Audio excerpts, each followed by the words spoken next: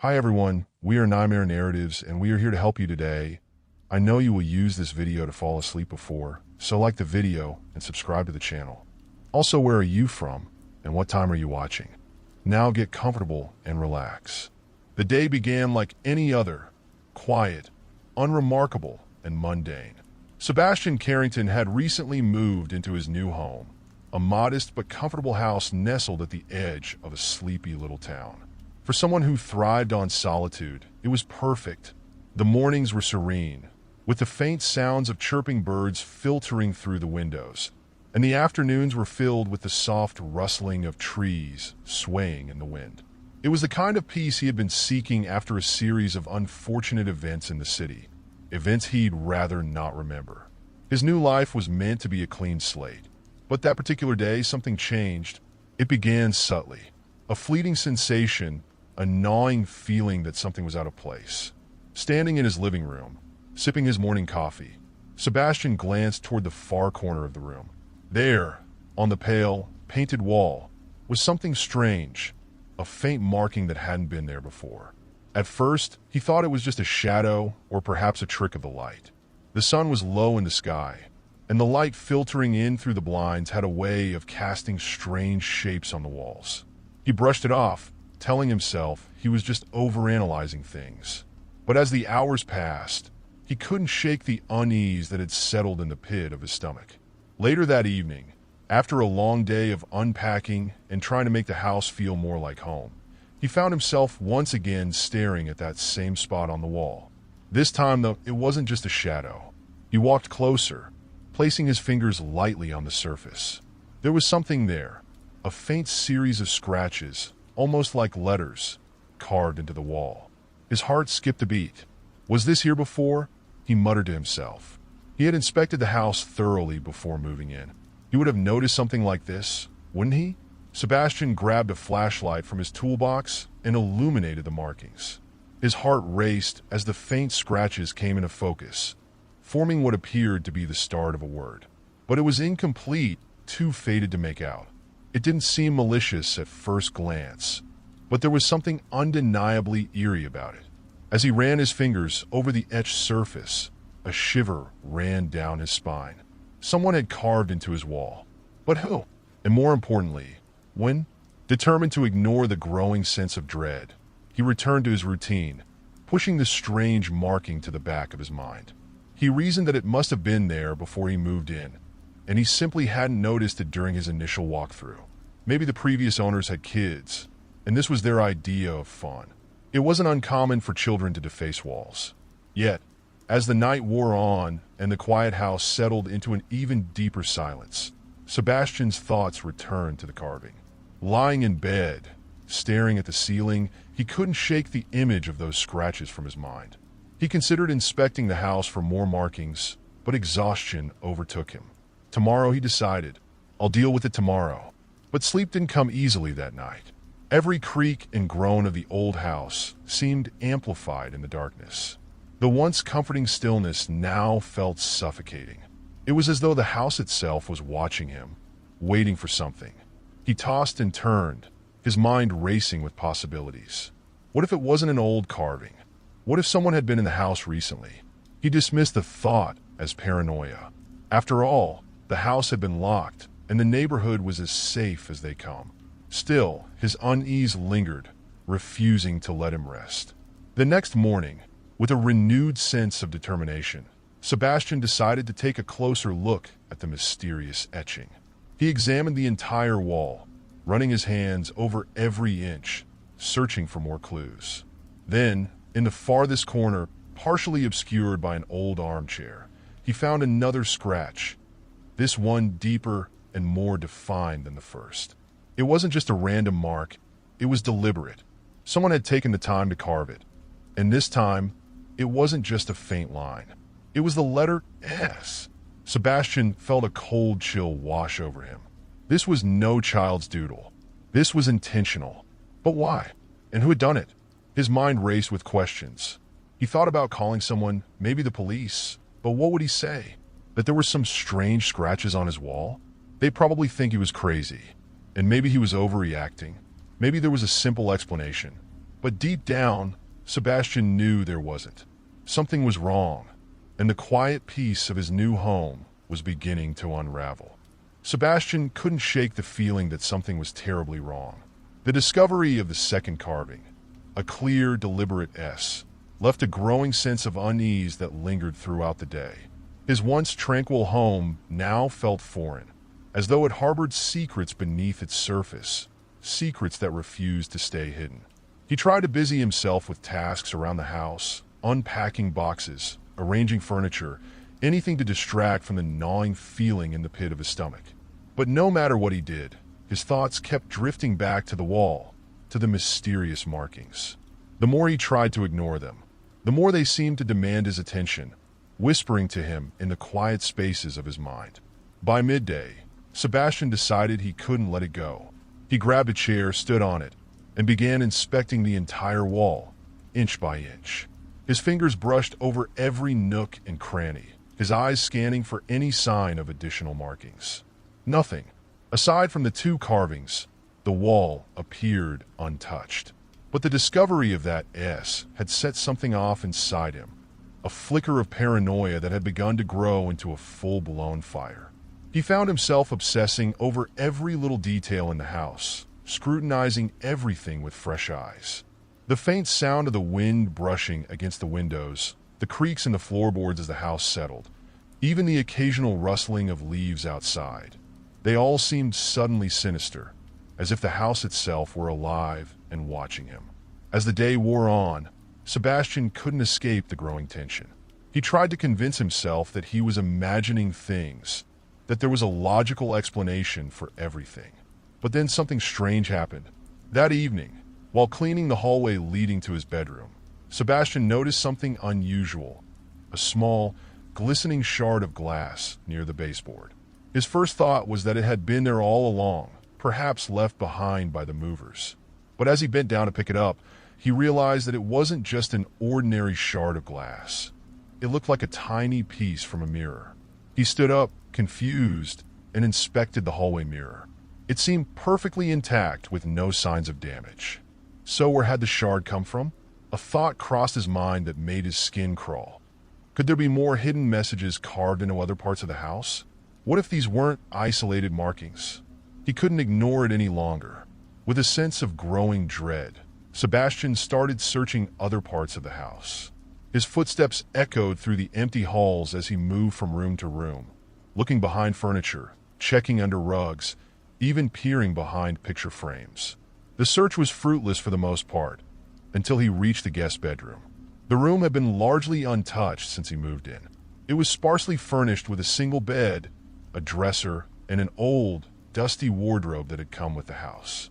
The air in the room felt heavier than the rest of the house, and Sebastian felt a strange resistance as he entered, as though he was intruding on something he shouldn't. The moment he stepped inside, he spotted it. On the far wall, partially obscured by the wardrobe, was another carving. This one was even larger than the others. As he walked closer, his breath caught in his throat. The marking was clear as day, as if someone had just carved it recently. And this time, it wasn't just a letter, it was an entire word. Help! Sebastian's heart raced as he stared at the word etched into the wall. His mind swirled with questions. Who had done this? And more importantly, why? The word help stared back at him, as though it were a plea from someone trapped inside the very walls of the house. But that was impossible, wasn't it? He backed away from the wall, the room suddenly feeling much smaller, much colder. His instincts told him to leave, to get out of the house and never look back. But something kept him there, some inexplicable need to understand what was happening. Sebastian left the guest bedroom and walked quickly to the living room, his thoughts a chaotic jumble. The once comforting atmosphere of the house had shifted entirely. He could feel it now, as though the house itself was aware of him, watching, waiting. That night, he sat on the couch, staring at the walls, waiting for something to happen. Every creak, every gust of wind outside seemed louder, more ominous. His mind kept returning to the carvings, especially the one in the guest room. Help! Was someone trapped in the house before he moved in? Was it some kind of warning left behind by a previous tenant? He considered calling someone, a friend, the police, anyone who could help him make sense of the situation. But deep down, he knew what they'd say. They'd tell him he was being paranoid, that it was just an old house with quirks and nothing more. But Sebastian knew better. There was something deeply wrong with the house, something that went far beyond his initial discomfort. He could feel it lurking just beneath the surface. As the night wore on, sleep evaded him once again. He sat in the dark, his eyes glued to the walls, half expecting another message to appear. But nothing happened.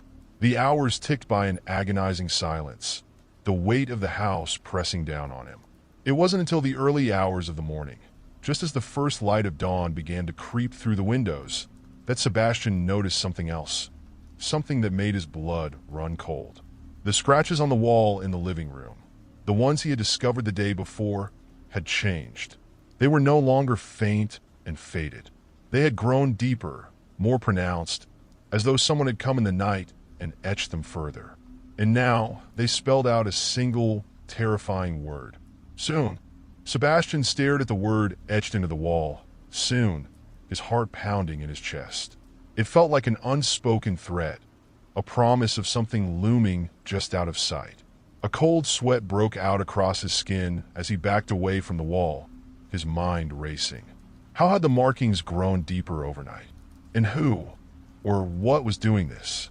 He needed answers, but every possibility only seemed to deepen the mystery. Feeling the weight of the eerie carvings pressing on him, he decided to leave the house, if only for a few hours. He needed a break from the oppressive atmosphere, some space to clear his head. Grabbing his jacket, Sebastian headed out the door, locking it behind him. The crisp morning air did little to calm his nerves, but at least outside, he could breathe. He made his way to a local cafe, hoping the normalcy of being around other people would help dispel the unease that had settled over him like a dark cloud. As he sipped his coffee, Sebastian tried to think logically. He'd moved into this house barely 2 weeks ago. The place had been abandoned for years before he bought it, so there was no way the carvings could have been done recently, unless someone had been sneaking in after he arrived. But the idea that someone was breaking into his house while he slept felt just as terrifying. He considered contacting the real estate agent who had sold him the house. Maybe they knew something about the previous owner or the house's history. But the thought of sounding paranoid to a stranger made him hesitate. Still, there had to be some explanation, even if it was buried in the past. That afternoon, Sebastian returned to the house, armed with a plan. He would investigate the house's history and see if any of it could explain the strange occurrences. If there was something dark in the house's past, he was determined to uncover it. After several hours of digging through old property records, Sebastian finally found something. The house had once belonged to a family in the late 1960s, the Lawson family. They had lived in the house for nearly a decade before abruptly moving out. From what Sebastian could gather, their departure had been sudden, leaving many of their belongings behind. The house had remained empty for years after that, passing through several failed sales before it landed in Sebastian's lap. But there was more. A few reports from local newspapers detailed that one of the Lawson children, a young girl named Emily, had gone missing while living in the house. The family had searched everywhere, but no trace of her was ever found. The case went cold, and soon after, the Lawsons left the house, never to return. Sebastian felt a chill creep up his spine as he stared at the newspaper article. Could the carvings be connected to the disappearance of Emily Lawson? Had she tried to leave a message, something no one noticed until now? The thought lingered with him as he returned to the house, now viewing it through a different lens. He retraced his steps to the guest bedroom, the word help on the wall feeling more urgent, more personal. Could this be Emily's plea? Sebastian stood in front of the carving, tracing the lines of the letters with his fingers. It was crude, as though carved by someone young or desperate. A part of him didn't want to believe it, but he couldn't deny the eerie connection between the missing girl and the messages appearing in his home. As night fell, the house seemed even more foreboding than before. Shadows stretched across the walls, and every small noise made Sebastian jump. The feeling of being watched was stronger now, like invisible eyes tracked his every movement. Unable to sleep, he found himself pacing the living room, his eyes constantly flicking toward the walls, waiting for something else to appear. The silence was thick, oppressive, but it was broken by a sound that sent a shiver through him, a faint creaking from above. Sebastian froze. The sound had come from upstairs, from the guest bedroom. Heart pounding, he grabbed a flashlight and made his way up the stairs, the wooden floorboards groaning under his feet. The house felt colder, darker, and the weight of the unknown pressed heavily on his chest. At the top of the stairs, he hesitated, staring down the hallway toward the guest room. The door was ajar, just as he had left it earlier, but something felt wrong. His instincts screamed at him to turn around, to leave the house and never come back. But Sebastian had to know. He had to find out what was happening. He pushed the door open, his flashlight cutting through the darkness. The beam swept across the room, illuminating the bed, the dresser, the wardrobe in the corner. Everything seemed normal until the light landed on the far wall. Sebastian's breath caught in his throat. There, just beneath the word help, was a new carving. Emily. The name was scratched into the wall with the same frantic strokes as the others. The sight of it sent a wave of nausea through him. This was no longer just a series of strange occurrences. Something or someone was reaching out to him. But why? And what did they want? As he stood there, staring at the name, a sudden, overwhelming sense of dread washed over him. It was as though the air itself had thickened, pressing down on him, suffocating him. He could feel it, the presence of something else in the room, something unseen but undeniably there. Without thinking, Sebastian backed out of the room, shutting the door behind him. He stumbled down the stairs, his mind racing, his heart pounding in his chest. This was no ordinary haunting. Whatever was happening in the house was far more sinister than he had realized. He needed to get out, to leave the house before whatever was behind these messages revealed itself fully. But as he reached the front door, something stopped him. A noise. It was faint, almost imperceptible, but unmistakable. A soft, rhythmic tapping, like fingernails gently drumming against wood. It was coming from the walls. Sebastian's blood ran cold as the tapping grew louder, spreading through the house, surrounding him. And then, as quickly as it had started, the tapping stopped. In the deafening silence that followed, a single, whispered word echoed through the house. Soon, Sebastian stood frozen at the front door, the whispered word still reverberating in his mind. Soon, the house seemed to hum with a sinister energy, as though it were alive, watching him, waiting for something. Every instinct screamed at him to leave, to run and never look back. Yet, despite the fear clawing at his chest, he couldn't tear himself away. With trembling hands, he fumbled with the door lock, but no matter how hard he turned the knob, it wouldn't budge. Panic welled up inside him. It was as if the house itself was holding him captive, refusing to let him go. His breathing grew ragged as he yanked at the door, desperate to escape, but it was useless. He turned around, pressing his back against the door, his eyes darting around the darkened living room. The house was eerily silent now, save for the sound of his own rapid heartbeat. Shadows danced along the walls, taking on unnatural shapes, but it was the oppressive feeling of being watched that unnerved him the most. There was something here with him, something unseen, lurking just beyond his perception. Gripping his flashlight tightly, Sebastian decided to investigate the rest of the house. If he couldn't leave, then he needed answers. He couldn't just stand here, waiting for whatever was coming. He crept down the hallway, the beam of his flashlight sweeping over the walls, floor, and furniture. The tapping from earlier had stopped, but the air felt heavy, almost suffocating. It was like the house was holding its breath, waiting for something to happen. As he passed the staircase, a soft creak echoed from above. Sebastian froze, his eyes snapping toward the upper floor. The guest room. It was coming from the guest room again. He swallowed hard, his mouth dry. Every fiber of his being screamed at him not to go back up there. But he had to know. He needed to find out what, or who was behind all of this. Slowly, he ascended the stairs, his footfalls unnaturally loud in the oppressive silence. When he reached the top, he hesitated, staring down the hallway at the guest room door. It was slightly ajar, just as he had left it, but now it felt different, more ominous, as though something was waiting for him on the other side. Taking a deep breath, Sebastian pushed the door open and stepped inside. The air in the room was colder than the rest of the house, and his breath came out in visible puffs. He swung the flashlight around, illuminating the bed, the dresser, the wardrobe, and finally the wall. The name Emily was still carved beneath "Help," but something else had changed. Below the name, new words had been added, scratched into the plaster with the same frantic strokes. "I'm still here." Sebastian's heart raced as he stared at the message. The room felt smaller, the walls closing in around him. His mind raced with possibilities. Was this Emily's spirit trying to communicate with him? Or was it something far darker, pretending to be her? Before he could ponder it any further, a sudden gust of icy wind swept through the room, extinguishing his flashlight. Sebastian's breath hitched as darkness engulfed him. His fingers fumbled with the flashlight, trying to turn it back on, but it was dead. Panic surged through him as he stood there in the pitch-black room, his heart pounding in his ears. And then, from the corner of the room, came the unmistakable sound of breathing, slow, deliberate, and heavy. Something was in the room with him. Sebastian backed up until he felt the cold surface of the door against his back. His shaking hand reached for the doorknob, but it wouldn't turn. The door was stuck just like the front door had been.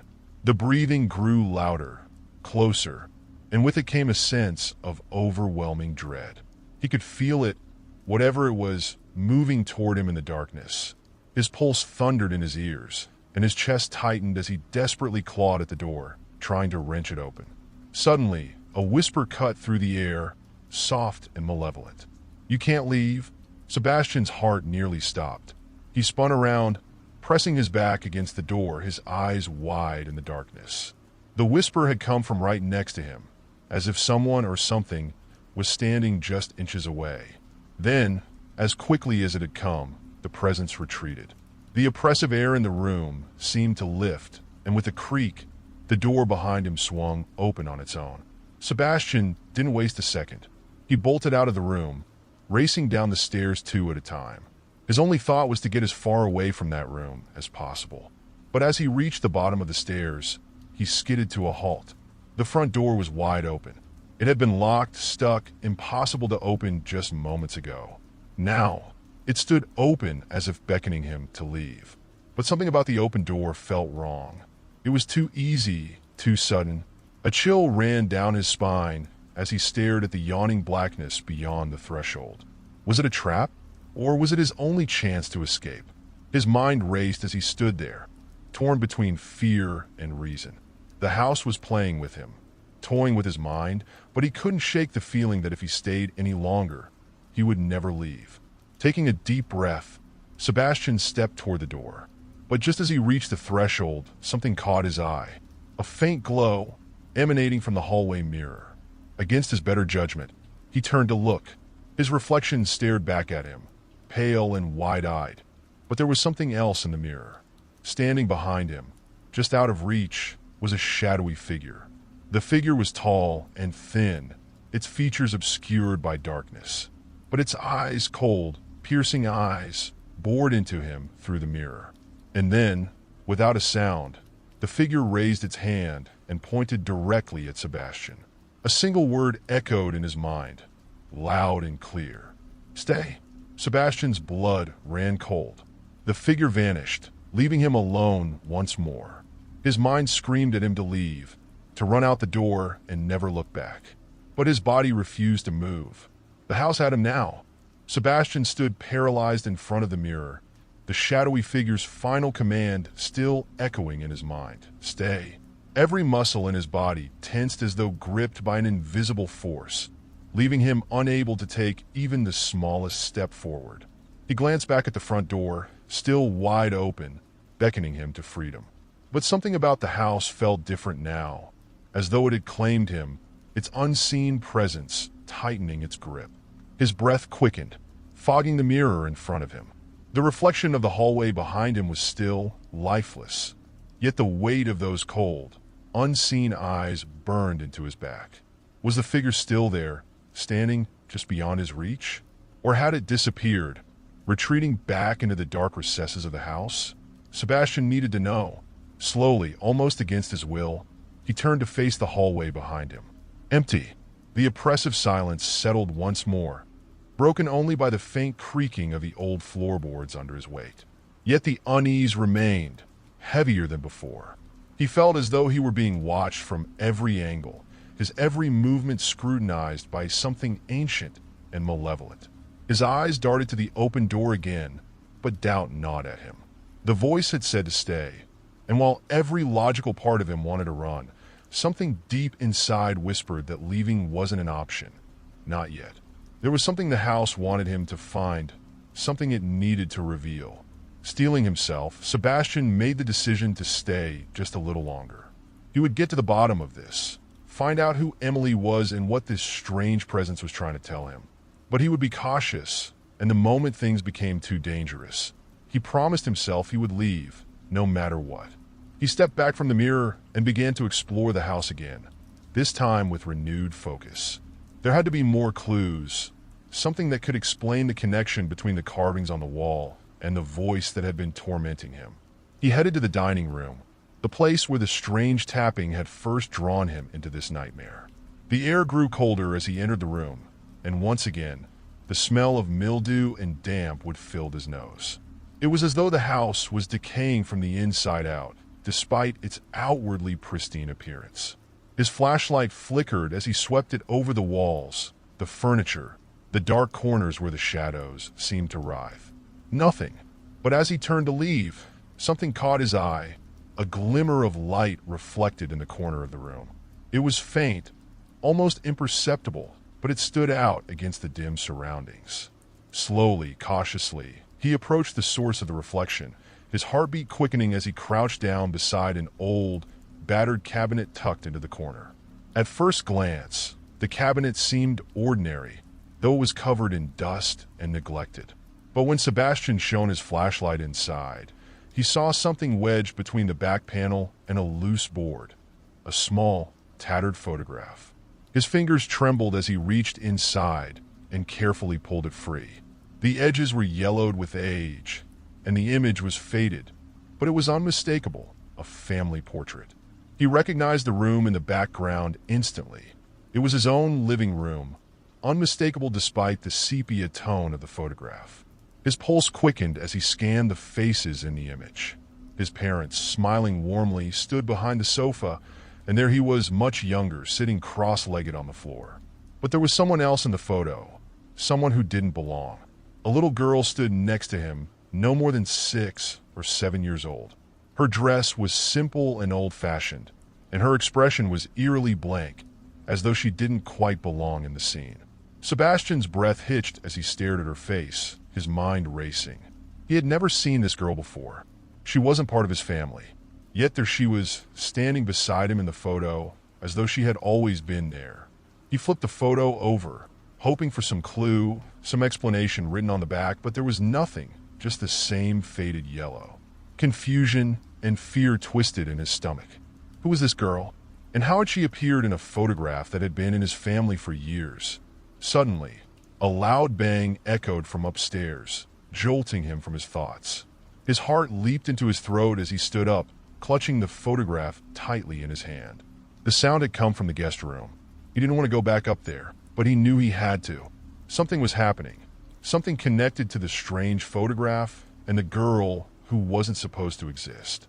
Summoning his courage, he made his way back up the stairs, the photograph still clutched in his hand. The hallway seemed darker, the air thicker, as though the house was trying to suffocate him. As he reached the top of the stairs, the guest room door was closed, though he had left it open.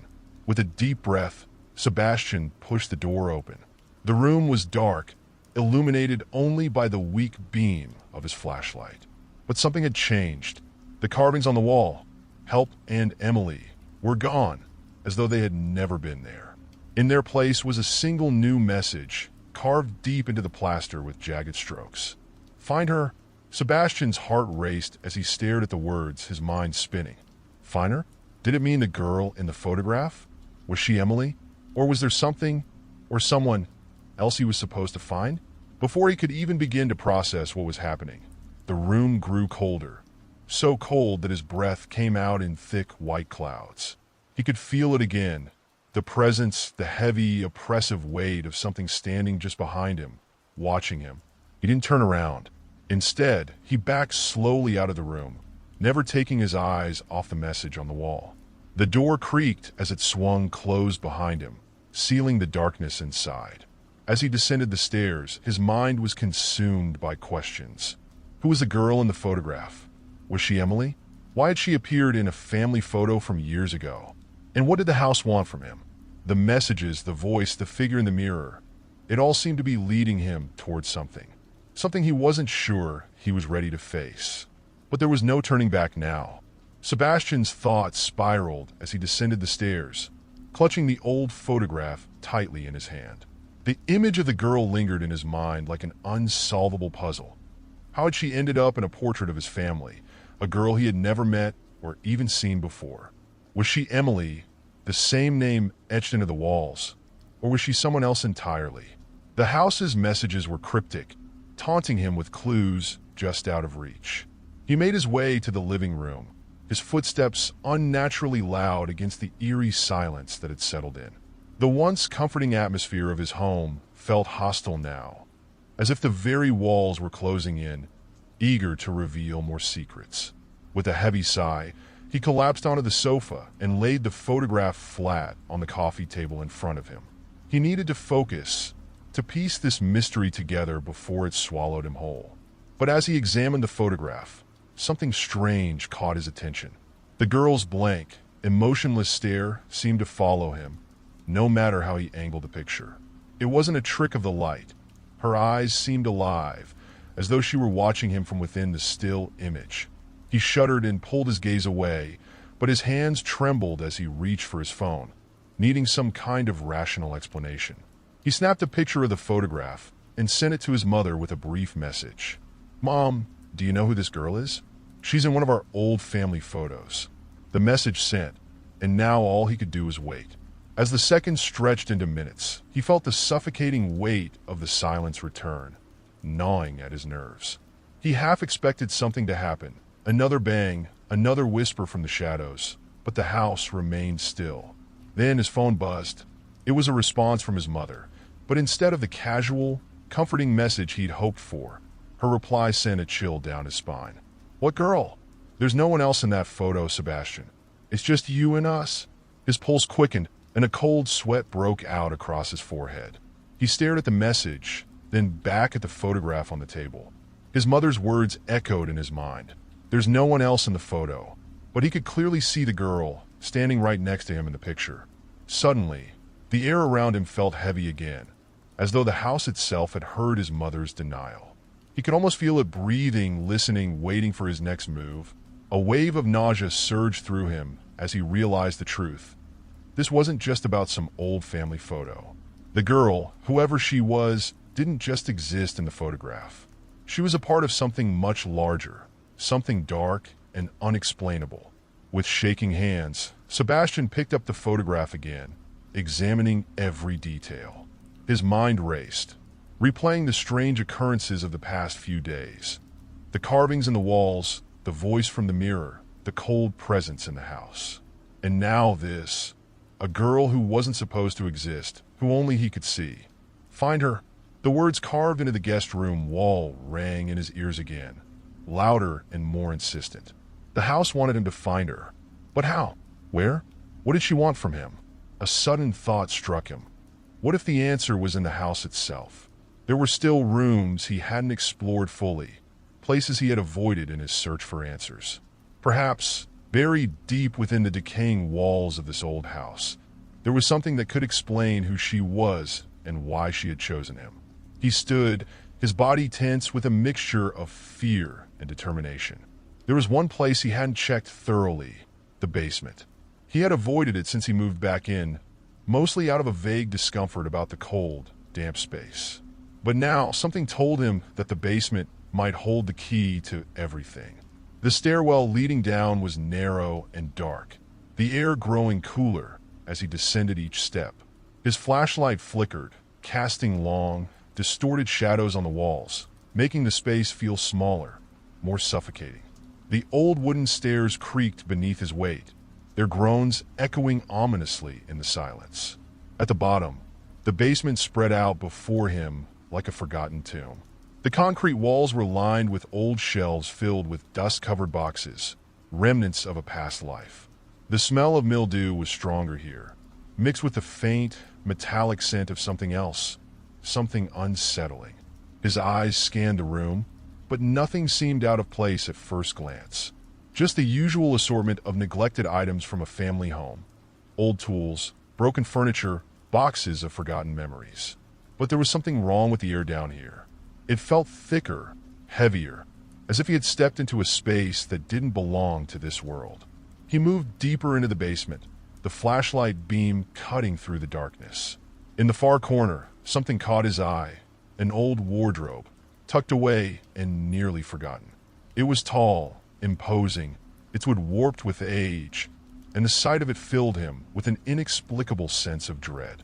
Sebastian hesitated. Every instinct told him to turn back, to leave the basement and the house behind, but the photograph in his hand seemed to pulse with a strange energy, compelling him forward. With trembling hands, he reached out and gripped the wardrobe's rusty handle. The door creaked as it swung open, revealing a collection of dusty clothes and old trinkets. But at the bottom, wedged into the corner, was something that didn't belong, a small child's shoe. It was covered in dust, but it looked eerily familiar, as though he had seen it somewhere before. His heart raced as he crouched down and picked it up. The shoe was tiny, worn with age, and something about it felt deeply wrong. He turned it over in his hands, and as he did, a sudden vision flashed before his eyes, brief but vivid. The little girl from the photograph running through the house. Her dress billowed behind her, and she was laughing, her voice echoing in the halls. But then something changed. The laughter turned to screams, and her small figure disappeared into the shadows, swallowed by the darkness. Sebastian gasped, his breath coming in ragged bursts. The vision faded as quickly as it had come, but the fear remained, gnawing at his gut. The shoe dropped from his hands and hit the concrete floor with a hollow thud. Suddenly, the basement felt alive with movement, the shadows shifting and swirling around him. He stood, backing away from the wardrobe, his flashlight flickering as the darkness closed in. And then, from somewhere behind him, a voice, soft, barely a whisper, broke the silence. "She's waiting." Sebastian spun around, the flashlight beam sweeping wildly across the room. But there was no one there. The basement was empty, or so it seemed. Sebastian stood frozen in place, his breath caught in his throat. The voice that had whispered those chilling words had vanished, leaving only the cold, damp silence of the basement. His mind raced, replaying the soft whisper. She's waiting, but waiting for what? And more importantly, where? The flashlight in his hand flickered again, and he gripped it tightly, fighting the urge to run back upstairs. He couldn't leave, not now, not when he was so close to finding out the truth. His gaze drifted back to the small shoe lying on the concrete floor, a tangible connection to the girl in the photograph, the girl no one else could see. Determined to uncover more, Sebastian turned his attention to the wardrobe. The shoe had been tucked into a corner, almost as if someone had hidden it there. What else could be buried within the forgotten relics of this house? Kneeling down, he pushed aside the old clothes and began searching through the dusty contents, careful not to disturb anything more than necessary. At first, there was nothing, just the usual abandoned junk left to rot. But then something caught his attention. Tucked into the back of the wardrobe, almost hidden from view, was a small leather-bound notebook. It was old, its pages yellowed with age, and the leather cover was cracked and worn. Sebastian's pulse quickened as he pulled it out. The notebook felt heavy in his hands, its worn pages promising secrets long forgotten. With shaking fingers, he flipped it open. The first few pages were blank, but as he turned further, his heart skipped a beat. There, written in a neat, careful hand, was a name. Emily. The name was scrawled across the top of the page, underlined as though it were the title of the notebook. A chill ran down Sebastian's spine as he realized what he was holding. This was her notebook, The girl from the photograph, the one who had carved her name into his walls. But how? How was any of this possible? His eyes scanned the pages, flipping through the entries, each one more cryptic than the last. Most of the entries were brief, filled with fragmented thoughts and incomplete sentences. It was as if Emily had been writing in a hurry, trying to capture fleeting moments before they slipped away. I hear them again. They're coming closer. I tried to hide, but they always find me. They told me to wait. I don't know how much longer. Sebastian's heart pounded in his chest. Who was she talking about? What was she hiding from? He continued reading, but the further he went, the more disjointed the entries became. There were mentions of shadows, strange noises, and a growing sense of dread that seemed to consume her with each passing day. Then, he reached the final entry. I found the door today. It's been locked for so long, but I finally found the key. They told me I shouldn't open it, that something terrible would happen if I did. But I can't wait anymore. I have to know what's behind it. If you're reading this, I'm sorry. I didn't mean to leave things this way, but I have to go. I have to find out the truth. The entry ended abruptly, as though she had been interrupted before she could finish her thought. Sebastian stared at the page, his mind reeling. The door. She had found the locked room in the house, the same one he had discovered just days ago. But where was the key? And what had she meant by they? A loud creak echoed through the basement, pulling him from his thoughts. His flashlight beam darted across the room, but there was nothing there, just the same old, dusty walls and forgotten shelves. But the noise had come from somewhere, and Sebastian wasn't about to wait around to find out what it was. He stood clutching the notebook tightly in one hand and the flashlight in the other, and made his way back upstairs. The basement was suffocating, filled with too many questions and not enough answers. He needed to breathe, to think, to figure out his next move. The moment he reached the top of the stairs, he felt a shift in the air, a subtle but unmistakable change. The house had grown colder, the shadows longer, and the oppressive silence thicker. It was as if the very walls were watching him, waiting for him to take the next step. He hurried to the kitchen, where he spread the notebook across the table, scanning the final entry once more. The locked room. He had to go back, had to find the key that Emily had mentioned. But where could it be? And why had she been so desperate to open that door? The thought gnawed at him, pulling at the edges of his mind like a fraying thread. There had to be something in the notebook he had missed, some clue as to where she had hidden the key. He flipped back through the pages, his eyes scanning every word, every sentence, hoping for something, anything, that would point him in the right direction. Then he saw it. In one of the earlier entries, buried beneath the chaotic scrawl of Emily's thoughts, was a single line that stood out from the rest. I left it where they'll never find it, where the light is always hiding. Sebastian's brow furrowed as he reread the sentence. Where the light is always hiding. What could that mean? He racked his brain, trying to think of places in the house that fit that description. Somewhere dark, somewhere hidden from view. The attic. The realization hit him like a punch to the gut. The attic had always been dark, even in the middle of the day, its small window letting in only the faintest sliver of light. If there was a place where the light was always hiding, it was there. Without wasting another second, Sebastian bolted from the kitchen and made his way to the attic. His hands trembled as he pulled down the old ladder, its creaking hinges groaning in protest. He climbed up, the flashlight beam barely piercing the heavy shadows that clung to the corners of the attic. As he reached the top, he felt the cold air wash over him, the smell of dust and mildew filling his nostrils. The attic was just as he had left it, cluttered with old boxes and forgotten relics. But now, he knew there was something more hidden within its depths. He swept the flashlight beam across the room, searching for any sign of where Emily might have hidden the key. His eyes landed on an old trunk in the far corner, its once bright brass lock now tarnished with age. His heart pounded in his chest as he approached it, his fingers trembling as he reached for the lid. With a deep breath, he lifted the heavy lid, the hinges groaning as the trunk creaked open. Inside, buried beneath a pile of old blankets, was a small, rusted key.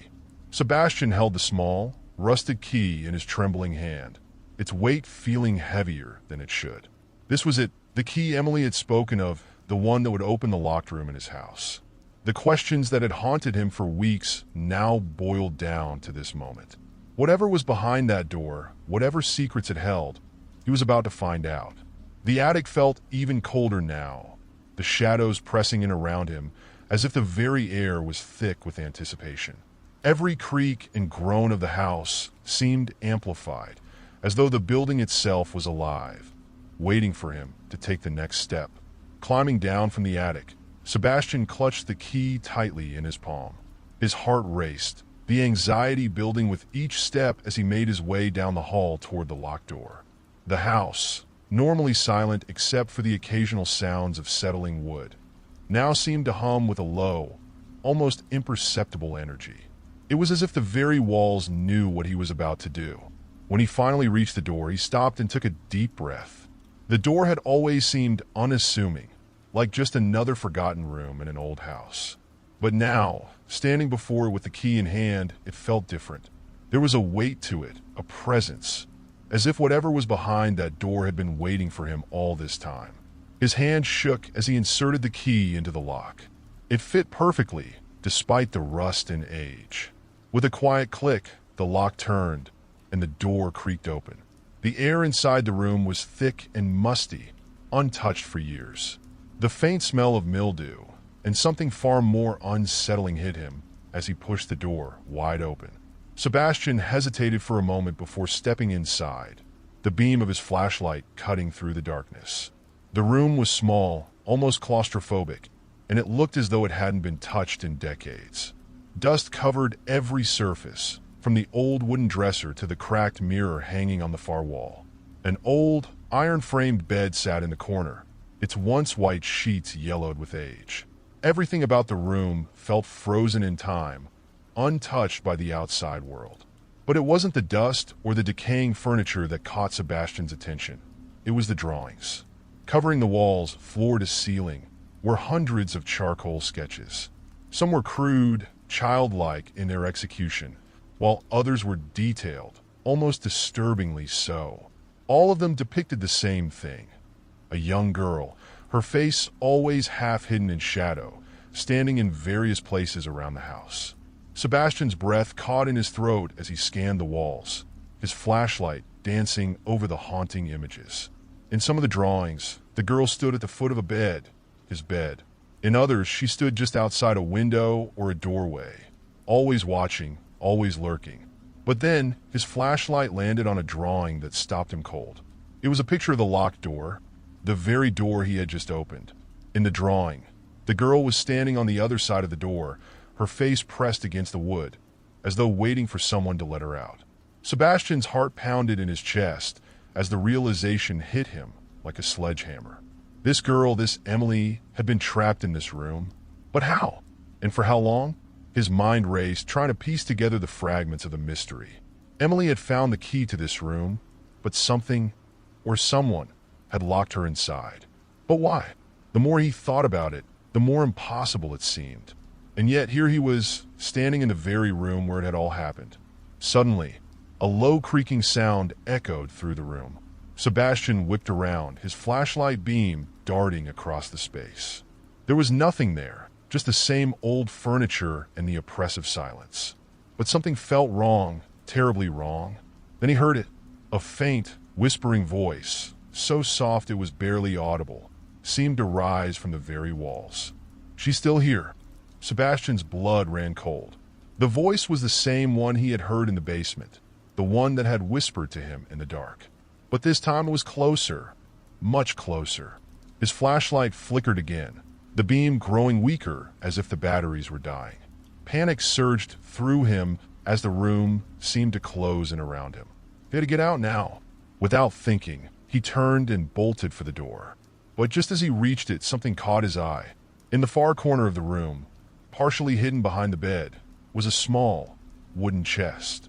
It was old, the wood rotting and splintering at the edges, but it was unmistakably locked. Sebastian froze, torn between the overwhelming urge to flee and the gnawing curiosity that had driven him this far. The chest called to him, beckoning him to open it, to see what secrets it held. But every instinct screamed at him to leave. to run as far from this room as possible. But he couldn't leave. Not yet. His hands trembling, Sebastian approached the chest. It was smaller than he had expected, no bigger than a footlocker, but something about it felt wrong. The lock was ancient, rusted over with age, but still intact. With a deep breath, he reached into his pocket and pulled out the small key he had used to open the door. It slid into the lock with surprising ease. The chest opened with a soft creak. Inside, buried beneath layers of old, moth-eaten fabric, was a bundle of letters. The envelopes were yellowed and brittle with age, and each one was addressed to the same person, Emily. Sebastian's heart pounded in his chest as he pulled out the letters. He flipped through them quickly, his eyes scanning the faded handwriting. They were all written in the same hand, the ink smudged and barely legible in places. But one thing was clear. These letters weren't just correspondence. They were desperate pleas. "I'm sorry, Emily. Please forgive me. I didn't know it would come to this. Don't open the door. No matter what you hear, don't open it. It's not safe. They're here again. I can hear them outside. I don't know how much longer I can keep them away." The final letter was dated just days before Emily's disappearance. The handwriting was frantic, the words scrawled across the page in a rushed, almost panicked script. "They're in the house. I can hear them whispering. I don't know where to hide anymore. I thought the room would be safe, but they found me. They always find me." Sebastian's hands shook as he read the last line, the words barely legible through the tears that had smudged the ink. "I'm sorry, but I can't stay here anymore. If you find this, don't look for me. Don't try to open the door." The air in the room grew thicker as Sebastian processed the final letter. The words, "don't look for me," echoed in his mind like a mantra. What had Emily been so afraid of? And what did she mean when she said, "They always find me"? Sebastian's flashlight flickered again, and the small room seemed to grow darker by the second. He quickly shoved the letters back into the chest and closed the lid with a trembling hand. His heart pounded, adrenaline coursing through his veins. There was something oppressive, almost malevolent about this place, a presence that grew more palpable with every second he remained. Suddenly, a loud creak came from the hallway. The sound jolted him out of his thoughts, and for a moment, he stood frozen, listening intently. Another creak followed, this time closer, as though someone or something was slowly making its way toward him. "Who's there?" he called out, his voice shaky and uncertain. No answer, just the deep silence of the house, broken only by the occasional groaning of old wood under pressure. He turned toward the door, his mind racing. Could it be that someone else was in the house with him? Or was it something else entirely? After all, there had been no footsteps, just the creaking sound, almost as if the very house itself was alive.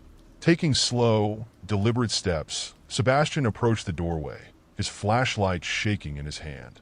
He scanned the dark hallway beyond the room, but it was empty. The long corridor stretched out before him, lined with closed doors and covered in shadows. The oppressive feeling that had settled over him in the attic was now fully present, and it was clear to him that whatever had once been sealed behind the locked room was not going to let him leave easily. He needed to get out of the house. But as he took a step forward, he heard the sound again. This time, it came from right behind him. Sebastian spun around, shining the flashlight back into the small room. For a split second, he thought he saw movement, a fleeting shadow in the corner of his eye. But when he focused the beam, the room was still. The bed, the mirror, the charcoal drawings, all untouched, just as he had left them. But then he saw it. On the floor, leading away from the bed toward the door, were footprints, small, faint impressions in the dust, as if someone had been standing there just moments ago. Sebastian's stomach lurched. His breath caught in his throat as he stared at the footprints, trying to make sense of what he was seeing. They hadn't been there before. He was sure of it. But now, they seemed to materialize before his eyes, leading directly to the spot where he was standing. Instinct took over. Without thinking, he bolted from the room, slamming the door shut behind him. His footsteps echoed through the hallway as he ran, his breath coming in short, ragged gasps. He didn't stop until he reached the stairs, where he paused, leaning against the banister, trying to catch his breath. For a moment, the house was silent again, and he allowed himself to believe that maybe, just maybe, he had outrun whatever had been following him. But then he heard it again, the soft creak of a floorboard, followed by the unmistakable sound of footsteps, this time coming from directly above him. The attic. His mind raced.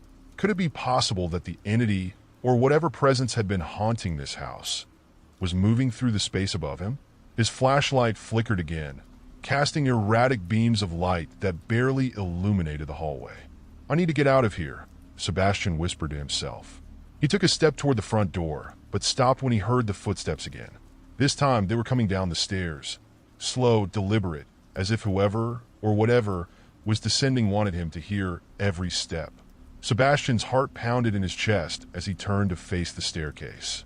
The beam of his flashlight trembled as he raised it, pointing it toward the top of the stairs. But the light only revealed more darkness, an empty staircase shrouded in shadow. And then, out of the corner of his eye, he saw movement again, a fleeting shadow disappearing just around the corner at the top of the stairs. A cold sweat broke out across his skin, and every instinct screamed at him to leave. But something kept him rooted to the spot. Perhaps it was curiosity, or maybe it was the fear of leaving unanswered questions behind. Whatever the reason, Sebastian knew that running wasn't an option anymore. He had to face whatever was lurking in the darkness. Summoning all the courage he had left, he slowly made his way up the stairs. Each step felt like a lifetime, the old wood creaking beneath his weight. The hallway at the top of the stairs was narrow and dark, with only the faintest glimmer of moonlight filtering through the cracks in the boarded-up windows. The attic door loomed ahead of him, slightly ajar. A faint, eerie light flickered from within, casting long shadows down the hallway.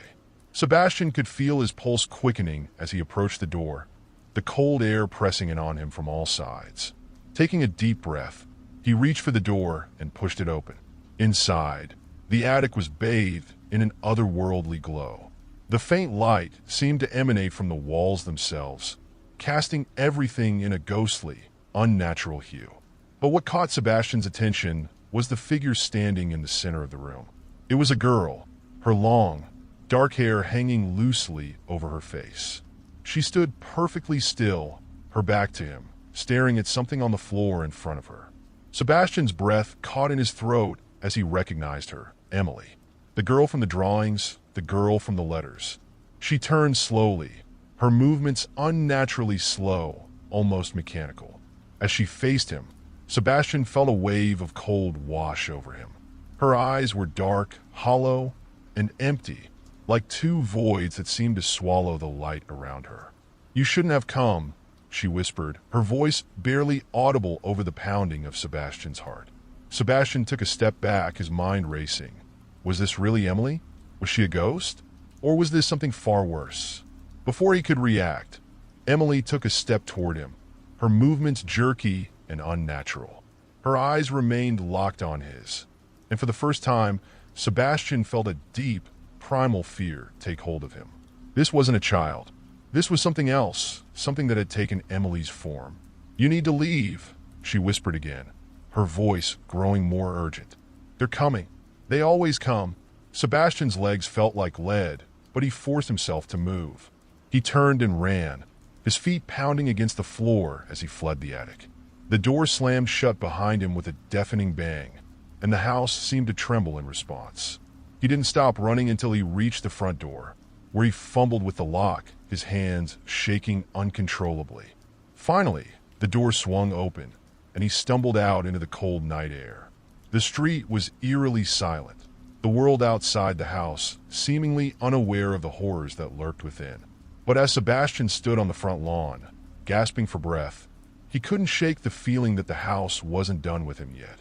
Behind him, the front door slowly creaked shut on its own, the final sound echoing through the stillness of the night.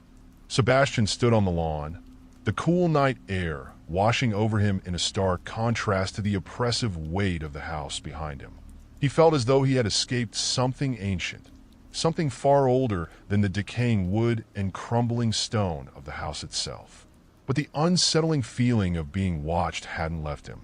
It clung to him, an invisible presence that seemed to loom in the darkness. He stared at the house, its windows dark, its structure looming like a silent sentinel under the night sky. For a moment, he thought he saw movement in the upper window, the one that led to the attic. But when he blinked, it was gone, swallowed by shadows. He should leave. He should walk away and never return. But something was pulling him back, something unfinished. The message carved into the wall, the letters from Emily, and now, her warning, they always come. What did it all mean? Was Emily a victim of whatever haunted this place? Or was she the source of it? Sebastian couldn't leave without answers. His phone buzzed in his pocket, startling him. It was a message from Julia. "Are you okay? Where are you? It's been hours." Sebastian glanced at the time on his phone. Hours? It felt like he had been inside for only a short while, yet the night had deepened around him. Time had slipped away in that house, distorted by whatever force lingered within. He quickly typed a response. "I'm okay. Just found something. I need to figure this out. I'll call you soon." Before he could second-guess himself, he slipped his phone back into his pocket and turned to face the house once more. He needed to understand. There had to be some way to put this to rest, some final piece of the puzzle that would explain everything. The thought of leaving without closure gnawed at him, like an itch he couldn't scratch. Summoning the last of his courage, he walked back toward the house. The front door was now closed, but he noticed something strange. The door didn't appear locked. In fact, it almost seemed as though it was waiting for him. He placed his hand on the handle, hesitating for a brief second, and then pushed it open. The door swung inward with a soft creak. The house welcomed him back into its dark embrace, the silence settling over him like a shroud. The hallway stretched before him, as cold and empty as it had been before, but now he could feel something different in the air, an expectation, a waiting tension. Sebastian moved cautiously, his footsteps echoing in the stillness. He felt drawn to the back of the house, toward the kitchen. As he reached the entrance, he stopped short. The door to the basement, previously locked, sealed tight, was now wide open. A soft, chilling breeze drifted up from below, carrying with it the faint scent of damp earth and something else. Something metallic, like old blood.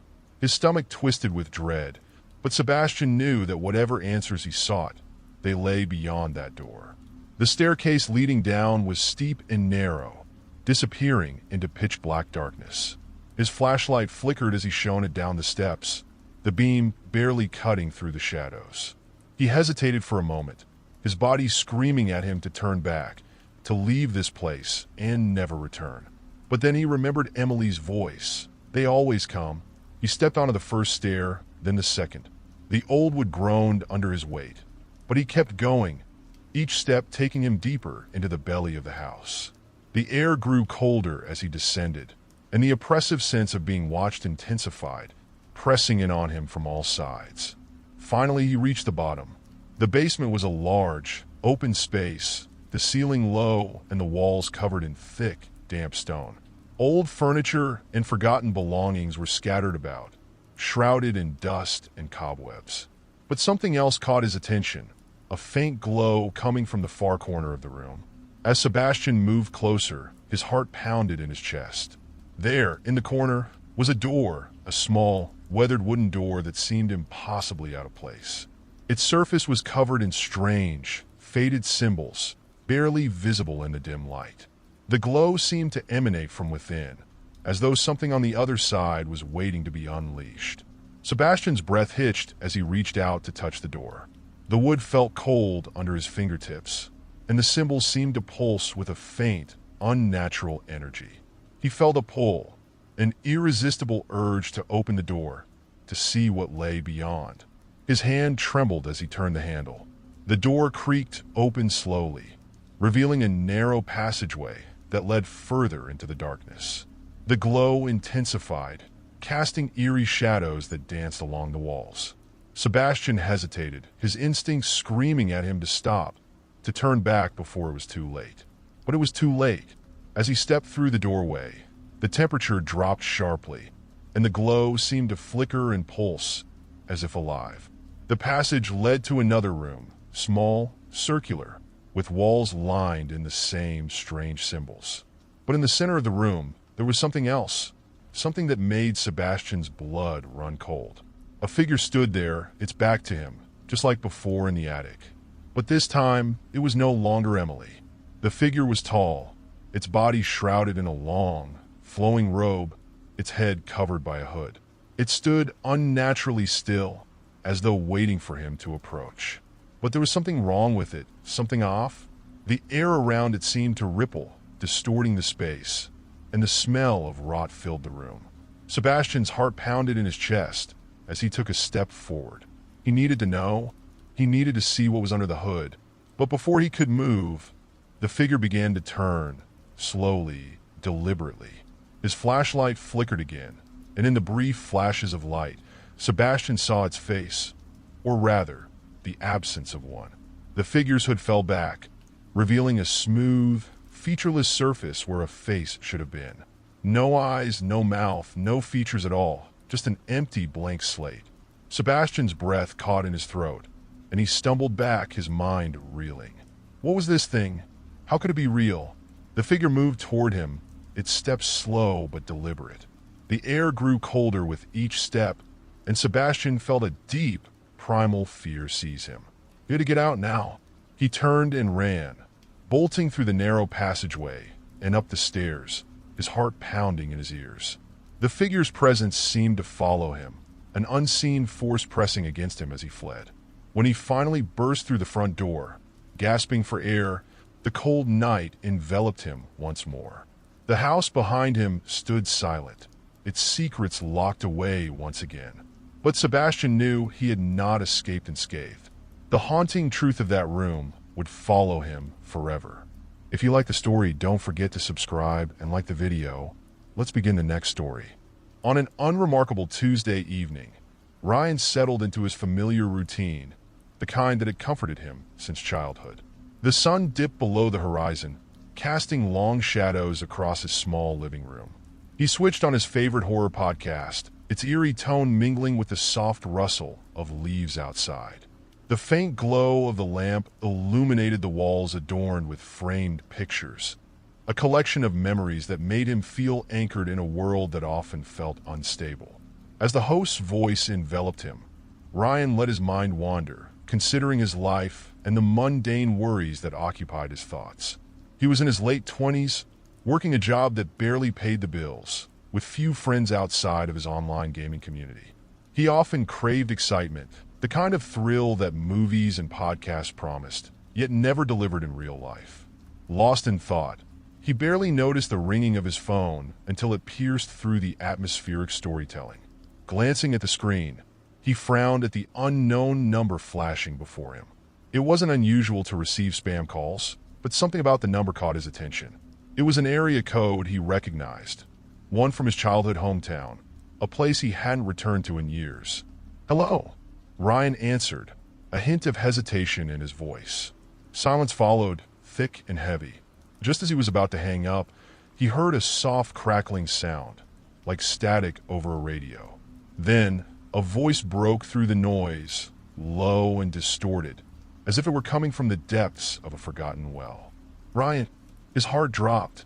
The voice was unmistakable, yet it sent chills racing down his spine. It was the voice of his childhood friend, Mia, who had vanished without a trace over a decade ago. They had been inseparable, spending countless summer days exploring the woods behind their neighborhood and whispering secrets under starlit skies. But then one day she was gone. The police had searched and the town had mourned, but no answers had ever surfaced. "Mia? Is that you?" Ryan stammered, disbelief mingling with dread. The static intensified, followed by a series of unsettling, disjointed sounds. "You have to remember it's not over. They're coming for you." Panic surged through Ryan's veins. He gripped the phone tighter, his knuckles turning white. "What do you mean? Where are you?" But the voice faded into the crackling, leaving only the sound of his own breathing and the quiet hum of the podcast in the background. Just as quickly as it had come, the call ended, leaving him in stunned silence. Heart racing, Ryan dropped the phone onto the couch and stood, pacing back and forth. The room felt claustrophobic, the walls closing in as the memory of Mia resurfaced with a vengeance. Why now? After all these years? Had he imagined it? Was it some twisted prank? He reached for his phone again, hesitating for a moment before dialing the number back. After several rings, it went straight to voicemail, a robotic voice announcing that the number had been disconnected. The finality of it sent a shiver down his spine. He had to know if it had really been her, or if he was losing his mind. The podcast played on, the host's voice now a distant murmur as Ryan's thoughts spiraled. He couldn't shake the feeling that Mia's warning held significance, that it was somehow connected to the darkness that had descended upon his life since that call. With determination, he decided he would investigate. He needed answers. Grabbing his jacket, Ryan stepped outside, the cool night air biting at his skin. He drove through the familiar streets of his hometown, memories flooding back as he passed places they used to visit together. Each landmark was a ghost of the past, a reminder of the life they had shared and the tragic end that had ripped it all away. Arriving at the old neighborhood, he parked outside Mia's childhood home. It stood as it always had, untouched, a relic of the past. The porch light flickered, casting eerie shadows across the lawn. Ryan's heart raced as he stepped out of the car, the gravel crunching beneath his feet. He approached the house, hesitating on the threshold. What if he found something? What if he didn't? The door was slightly ajar, a chill creeping down his spine. Gathering his courage, he pushed it open and stepped inside. The air inside felt heavy, laden with dust and memories. The living room was empty, the furniture draped in white sheets, giving the place an almost spectral appearance. As he moved further into the house, he couldn't shake the feeling that he was being watched. Each creak of the floorboards echoed in the stillness, amplifying his unease. In the hallway, he spotted a picture frame lying on the floor. He knelt to pick it up and felt a wave of nostalgia wash over him. It was a photograph of Mia and him, grinning widely, carefree and innocent. But something in the corner of the frame caught his eye, a shadowy figure lurking in the background, almost too subtle to notice at first glance. Ryan's heart raced as he examined the photo closer. It was unmistakable. A dark figure stood at the edge of the woods, half hidden behind the trees. The photo had been taken this summer before Mia disappeared. He felt a chill creep up his spine, a primal instinct urging him to leave. But instead of running away, he felt compelled to dig deeper. He couldn't ignore the connection between the call and the figure in the photo. There was something he had overlooked all those years ago, and he needed to uncover the truth. As he continued exploring the house, he discovered a door at the end of the hallway, slightly ajar. Pushing it open, he entered a small room filled with Mia's belongings, books, toys, and knickknacks she had treasured as a child. It was as if time had stood still in this space, preserving her childhood innocence.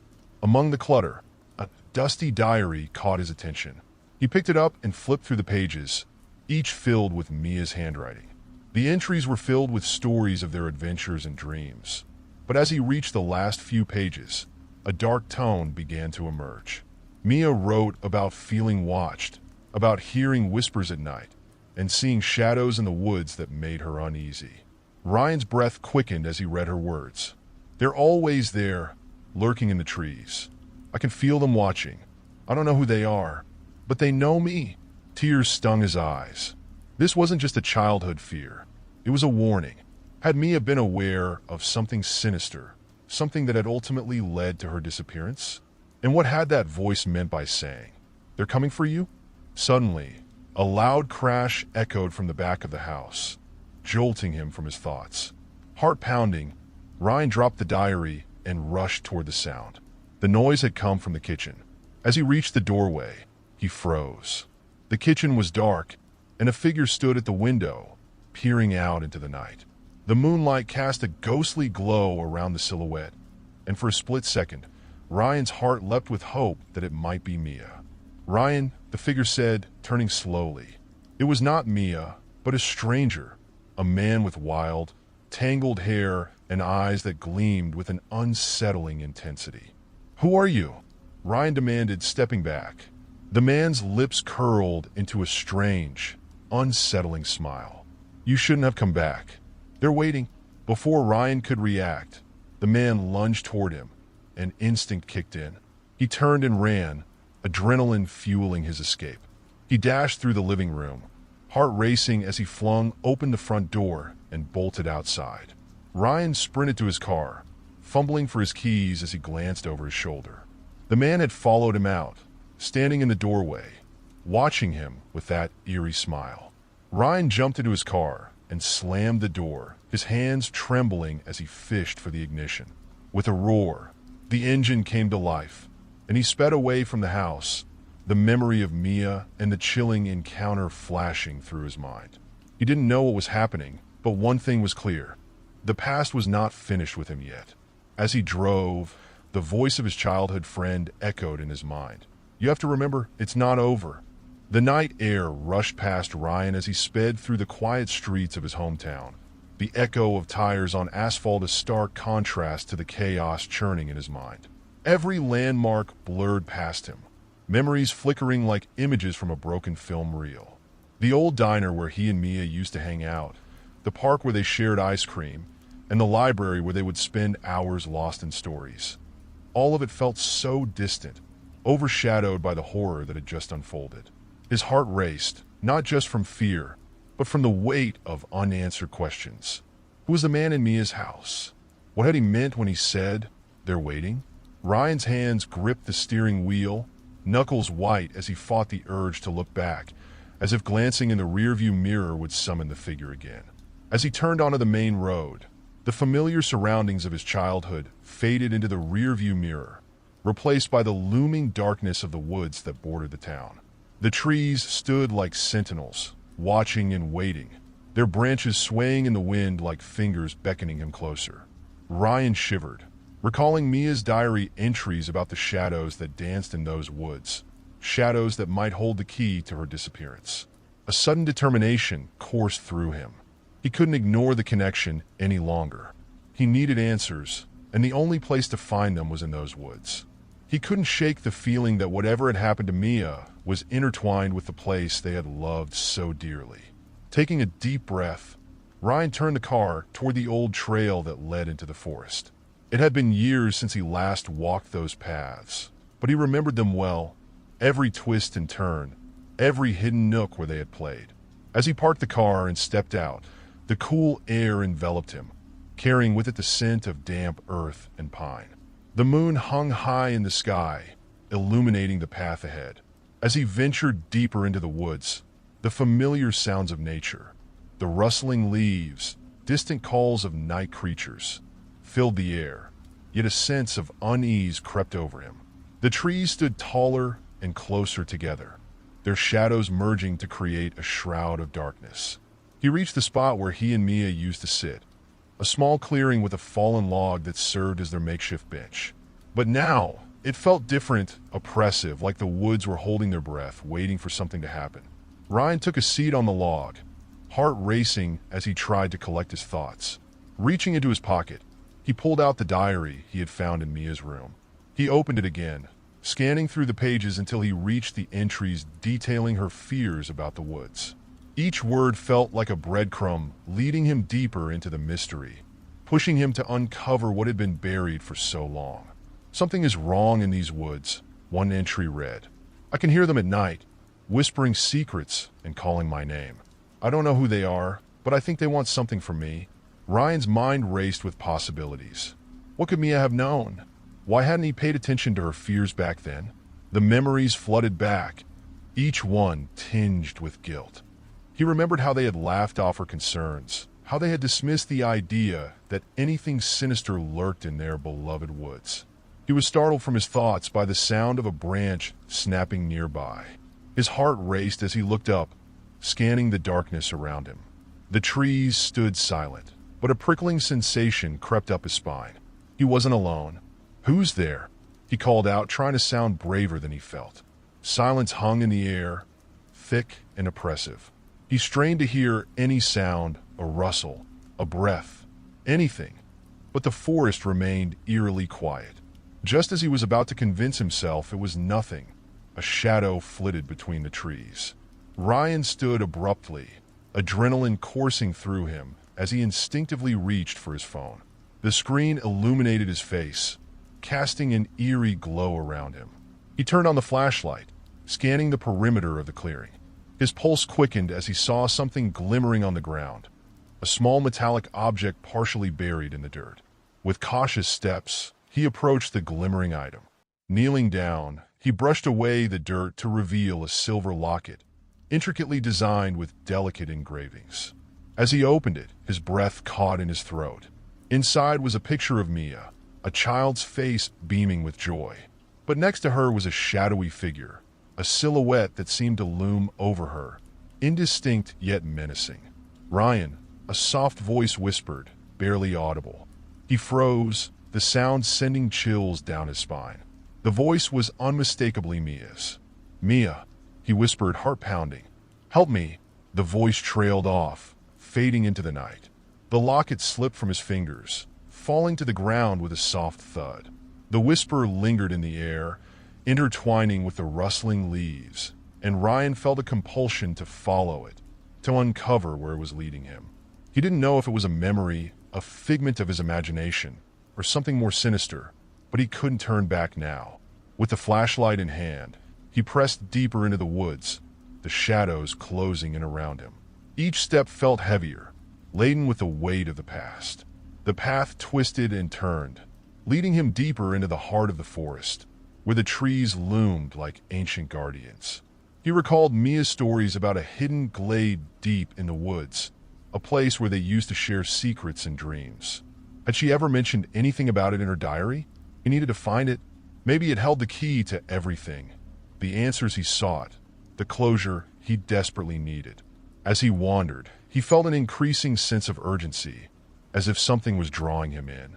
The air grew colder, the night darker, and the whispers seemed to intensify, echoing through the trees. "Help me, Ryan." He pushed forward, determination fueling his steps, until finally he stumbled upon a clearing. Moonlight spilled into the open space, illuminating a large stone formation at its center. The stones were worn and ancient, covered in moss and creeping vines. It looked like a forgotten altar, a place that held secrets of its own.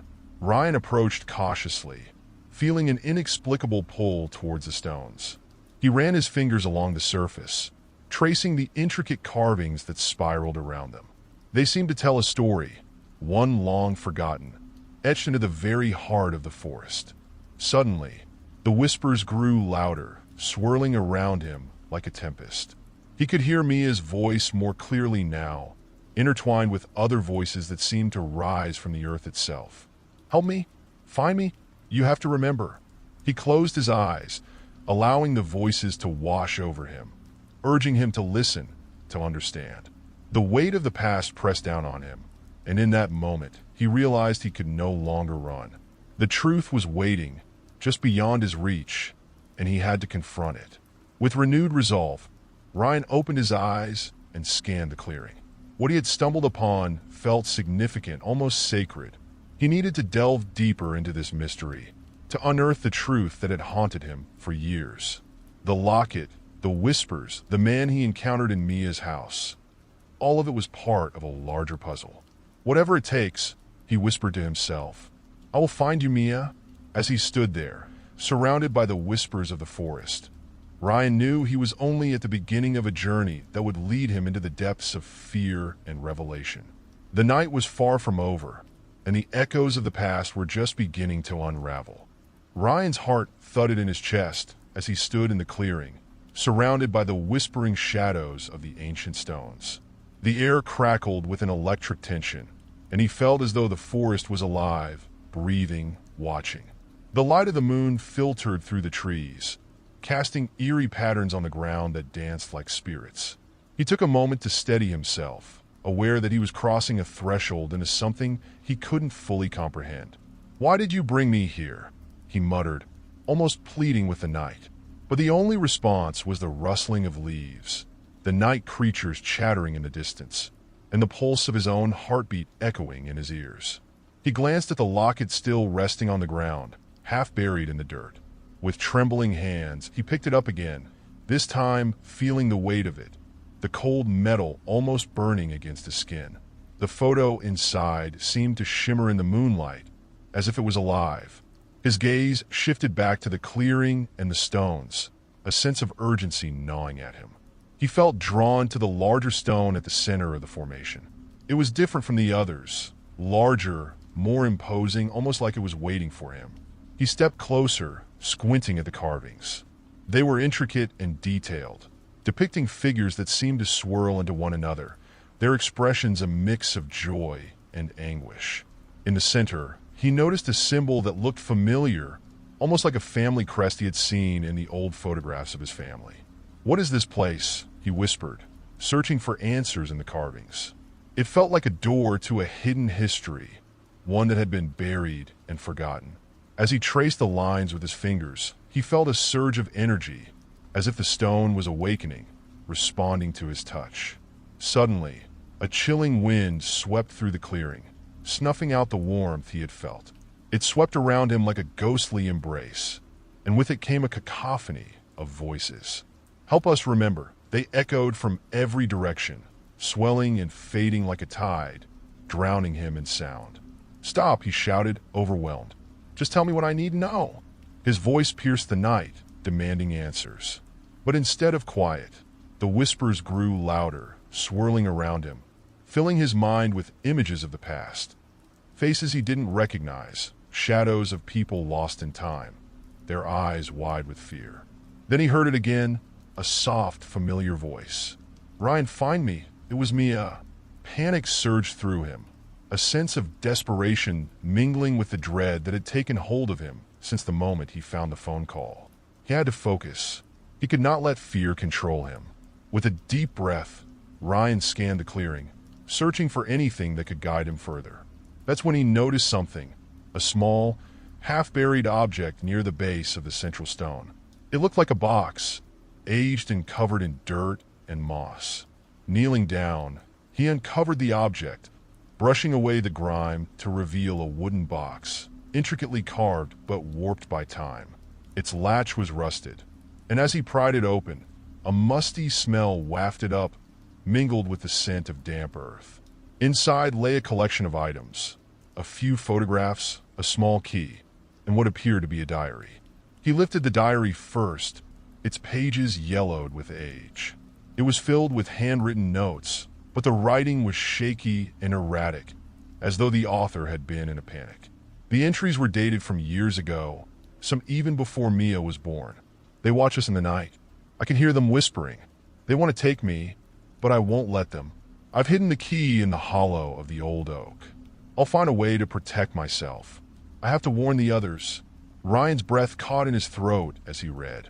What had the writer been hiding? The fear echoed in his chest, the sense of urgency palpable. "Who were you?" he murmured to the empty night, his thoughts racing. He flipped through the pages, trying to grasp the context of the fear captured in those lines. Another entry caught his eye, more frantic than the last. "I heard the screams again last night. I thought they were coming from the old house, but they came from the woods. I can't shake the feeling that they're getting closer. I have to get out of here." His pulse quickened. Scream from the woods? Had Mia heard the same? Was this the reason she had been so anxious? He flipped the pages, desperate for more clues. Suddenly, he froze at the mention of a name. Mia. The heart-stopping realization struck him as he read on. She's the one they want. They'll take her if I don't find a way to protect her. I have to warn her, before it's too late. The diary fell from his hands, landing with a soft thud on the ground. Ryan felt the world tilt beneath him as the weight of those words sunk in. Who had written this? What did it mean for Mia? Frantically, he picked up the diary again, flipping through the pages, his heart pounding in his chest. It wasn't just some random journal. It was a warning, a plea from someone who had known danger. But danger from whom? And why was it so focused on Mia? As he sifted through the remaining items in the box, he discovered the photographs. One captured his attention immediately. It showed a group of people, all smiling, gathered in front of a house. In the center stood a young girl, a little older than Mia, her expression bright and carefree. But as Ryan studied the photograph, his blood ran cold.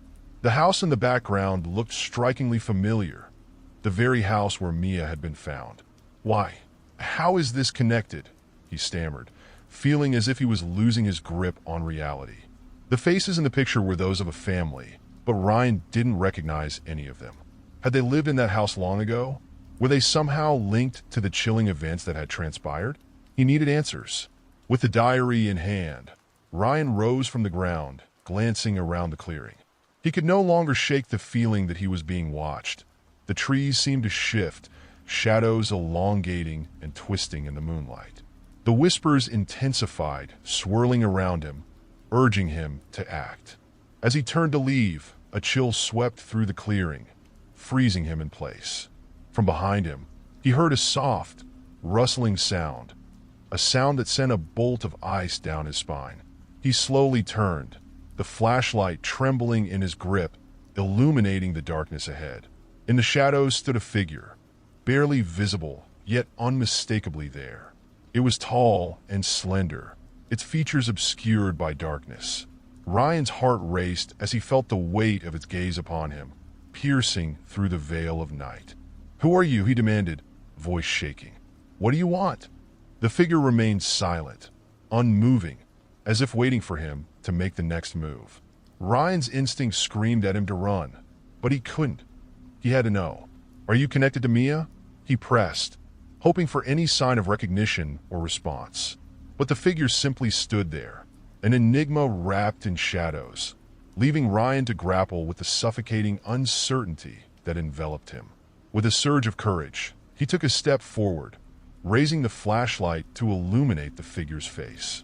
But as the beam of light pierced the darkness, it flickered momentarily, casting the area into an eerie half-light.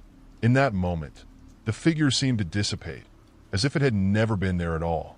Ryan blinked, confusion washing over him. Had he imagined it? Was it a trick of the light? Heart racing, he took another step closer to where the figure had stood, desperation clawing at him. "Wait! Come back! I need to know!" But the forest remained still, silent, as if mocking his plea. The whispers receded, replaced by an unsettling quiet, leaving Ryan alone in the clearing, uncertainty flooding his thoughts. He couldn't shake the feeling that he was being drawn into a web far more complicated and sinister than he had ever imagined. With renewed determination, he turned back to the central stone, heart pounding. Whatever secrets the forest held, he was determined to uncover them. He was not going to walk away from this, not without answers. Answers that could save Mia and reveal the truth behind the darkness that had haunted them both for so long. Ryan knew he had to leave the clearing and head back home. He would find out everything he could about the people in the photographs, the diary, and the house where it all began. The forest may have its shadows, but he was ready to confront whatever lay ahead. As he stepped away from the stone formation, the whispers grew faint, almost like a soft farewell. The air around him seemed lighter now, as if the weight of the unknown had been lifted. But as he turned to leave, a small glimmer caught his eye, a scrap of fabric tangled in the underbrush. He knelt down, picking it up. It was a piece of clothing, unmistakably a child's, worn and frayed, the colors faded from years of exposure to the elements. As he held it in his hand, he felt a chill race through him. "Mia," he whispered, recognition dawning. This piece of clothing belonged to her. He quickly tucked it away in his pocket, a grim reminder of the stakes he faced. Determined, he set off through the woods, heart heavy but resolute. The path back home felt both familiar and foreign, the shadows creeping closer, whispering their secrets, but he wouldn't let them deter him.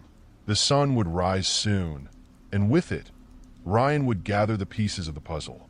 He had a feeling that the truth lay not just in the woods, but in the very fabric of his past, a past that was now intricately entwined with Mia's fate.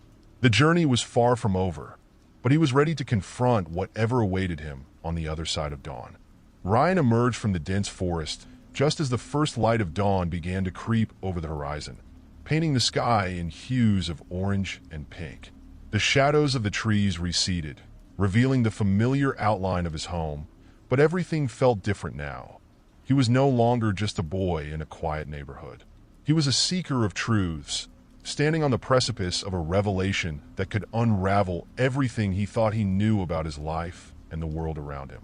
He stepped inside the house, the comforting creak of the door echoing in the silence. Sunlight poured through the windows, illuminating the dust motes dancing in the air, but the warmth of the morning was lost on him. His mind raced as he moved to the living room, where the photographs of his family hung on the walls, moments frozen in time, smiling faces that felt both comforting and haunting. "Ryan?" His mother's voice broke the silence, pulling him from his thoughts. She appeared in the doorway, concern etched on her face. "You're back early. Is everything okay?"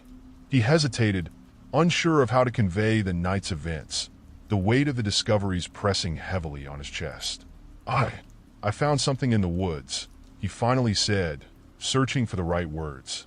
"Something important." "What do you mean?" she asked, stepping closer, her expression shifting from worry to curiosity. "What did you find?" Before he could answer, his younger sister Mia wandered into the room, rubbing the sleep from her eyes. "Ryan, you're back," she exclaimed, a bright smile breaking through her sleepy demeanor. But as she looked at him more closely, her smile faded. "What's wrong? You look like you've seen a ghost." Ryan knelt down, meeting her gaze. "Mia, I need to talk to you about something. It's really important." He took a deep breath, steeling himself for the conversation. "I heard your voice last night. It was coming from the woods." Mia's eyes widened, a flicker of fear crossing her face. "What do you mean?"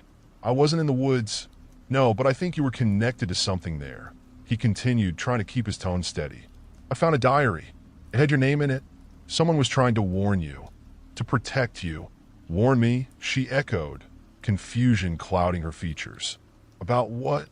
He hesitated, glancing at their mother, who stood silently, her eyes darting between them. "I don't know yet, but there's something happening, something I can't explain fully. I think we might not be safe here." Mia's brow furrowed. "What do you mean? Are we in danger?" Her voice trembled slightly, and Ryan felt a wave of protectiveness wash over him. He wanted to shield her from the truth, from the darkness that loomed over them, but he knew he couldn't keep her in the dark any longer. "It's about the old house next door," he said, his voice low. "I think something bad happened there, and it might be connected to you."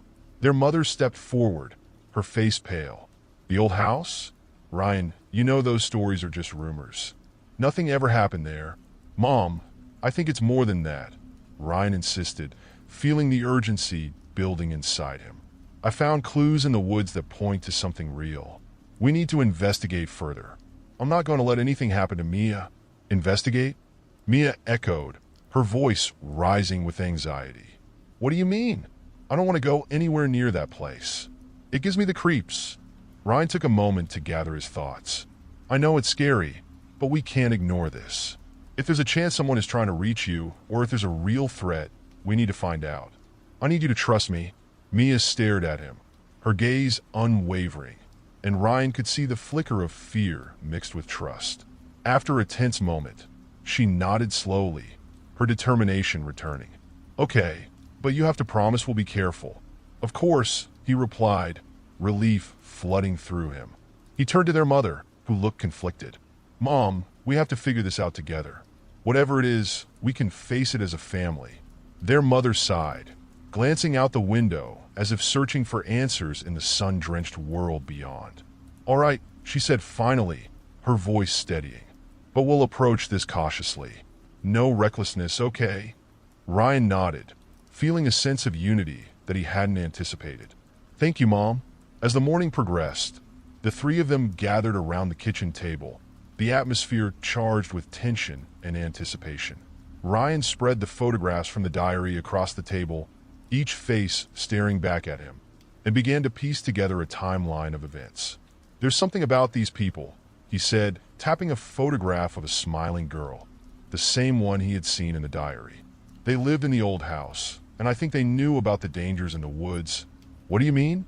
Mia leaned closer, her curiosity piqued. "There are entries in the diary that mention them hearing voices and seeing shadows, just like what I experienced last night," Ryan explained. "I think whatever is happening might be connected to the past. These people might have had their own encounter with whatever is out there." His mother frowned, scanning the photographs. "You think they left something behind?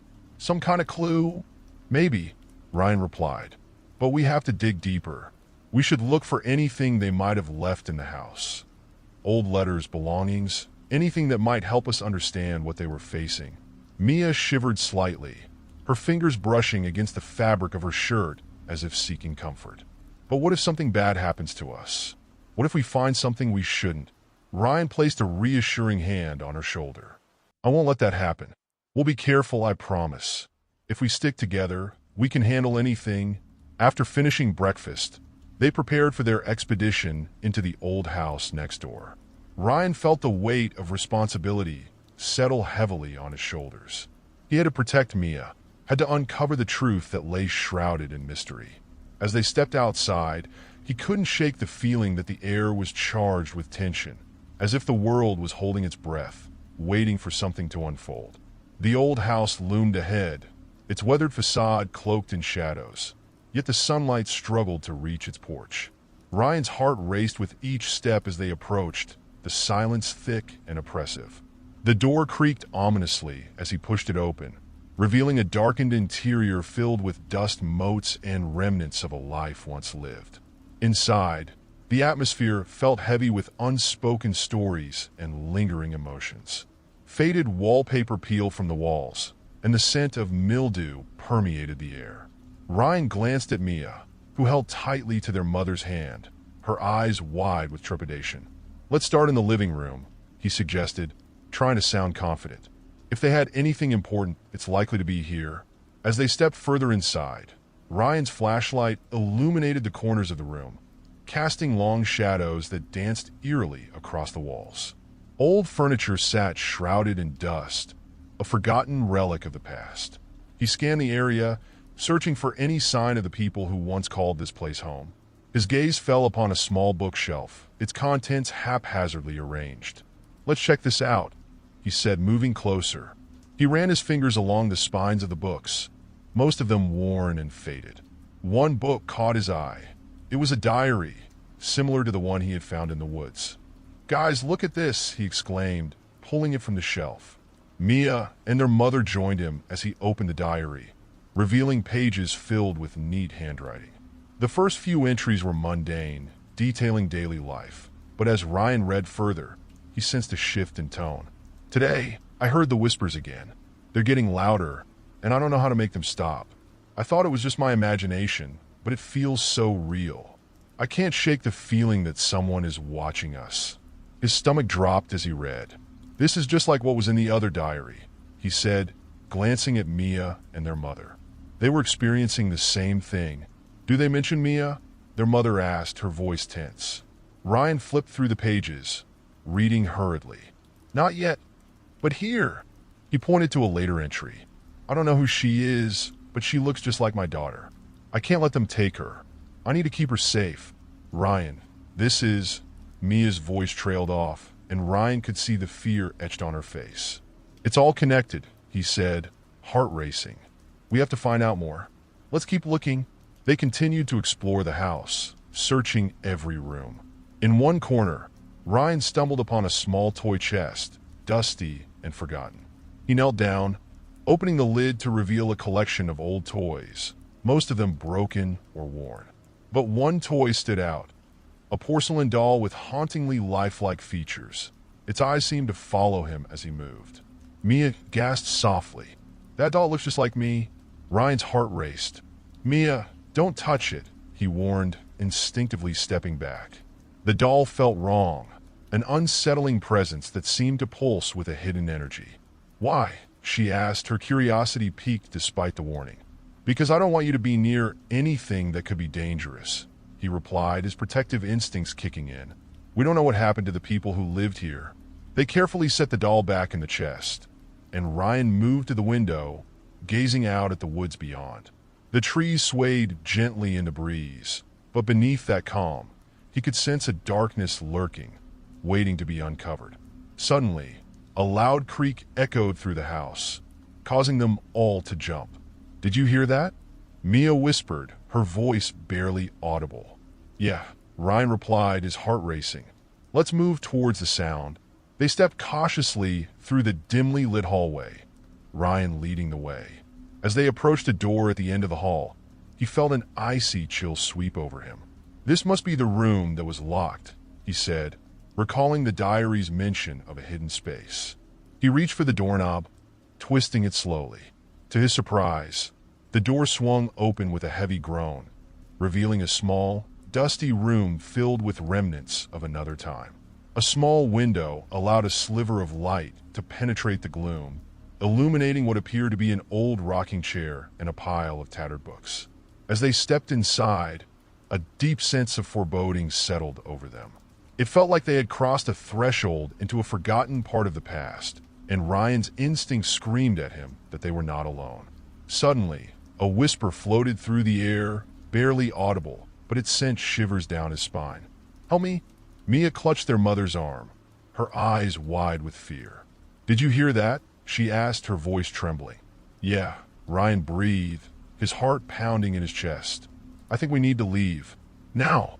But as they turned to exit the room, the door slammed shut behind them, trapping them inside.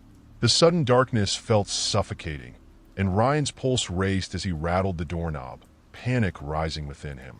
"Let us out!" Mia cried, her voice echoing in the confined space. Ryan pounded on the door, but it wouldn't budge. "Stay calm, Mia. I'll find a way to open it." He turned back to the room, searching for something, anything, that could help them escape. His eyes landed on the rocking chair, its creaking motion unnerving him. He approached it, and to his shock, he found a small latch hidden beneath the seat. Without hesitation, he pulled it, praying it would lead them to freedom. The chair shifted, revealing a hidden compartment filled with dusty, old letters and photographs. Ryan sifted through them, heart racing as he recognized the faces, the same people from the diary. "This is it," he whispered, the gravity of the moment weighing heavily upon him. Suddenly, the room shook, and a voice filled the air, deeper now, more urgent. "You have to help me. Please." Mia's grip tightened on their mother as they all stared at the flickering shadows. "Who are you?" Ryan demanded, desperation creeping into his voice. "I'm the one who left the message," the voice responded, echoing around them. "You're in danger. You must uncover the truth before it's too late." Just then, the door swung open with a force that sent Ryan stumbling backward. They rushed out of the room, adrenaline pumping through their veins as they fled into the safety of the hallway. "What just happened?" Mia gasped, her eyes wide with disbelief. "I don't know," Ryan admitted, glancing back at the room they had just escaped. "But we need to leave this house now. We can't stay here any longer." As they made their way outside, the weight of their discoveries pressed heavily on Ryan's shoulders. The morning light felt almost foreign as they stepped back into the world beyond the old house. He glanced back, heart racing, knowing they had crossed a threshold into something dark and dangerous. But the search for answers was just beginning, and as they left the house behind, Ryan couldn't shake the feeling that they were being watched, the echoes of the past following closely in their wake. They had uncovered only the beginning of a terrifying mystery, and now they had to confront whatever lay ahead. Back at home, the atmosphere felt different, charged with tension and anticipation. Ryan paced the living room, replaying the events of the day in his mind. The voice, the locked room, the diary, it was all connected, and yet the pieces remained frustratingly elusive. Mia sat at the kitchen table, her head buried in her arms. "I don't want to think about it anymore," she murmured, the fear still etched across her young face. Their mother moved to Mia's side, placing a comforting hand on her back. "It's okay, sweetie. We're safe now.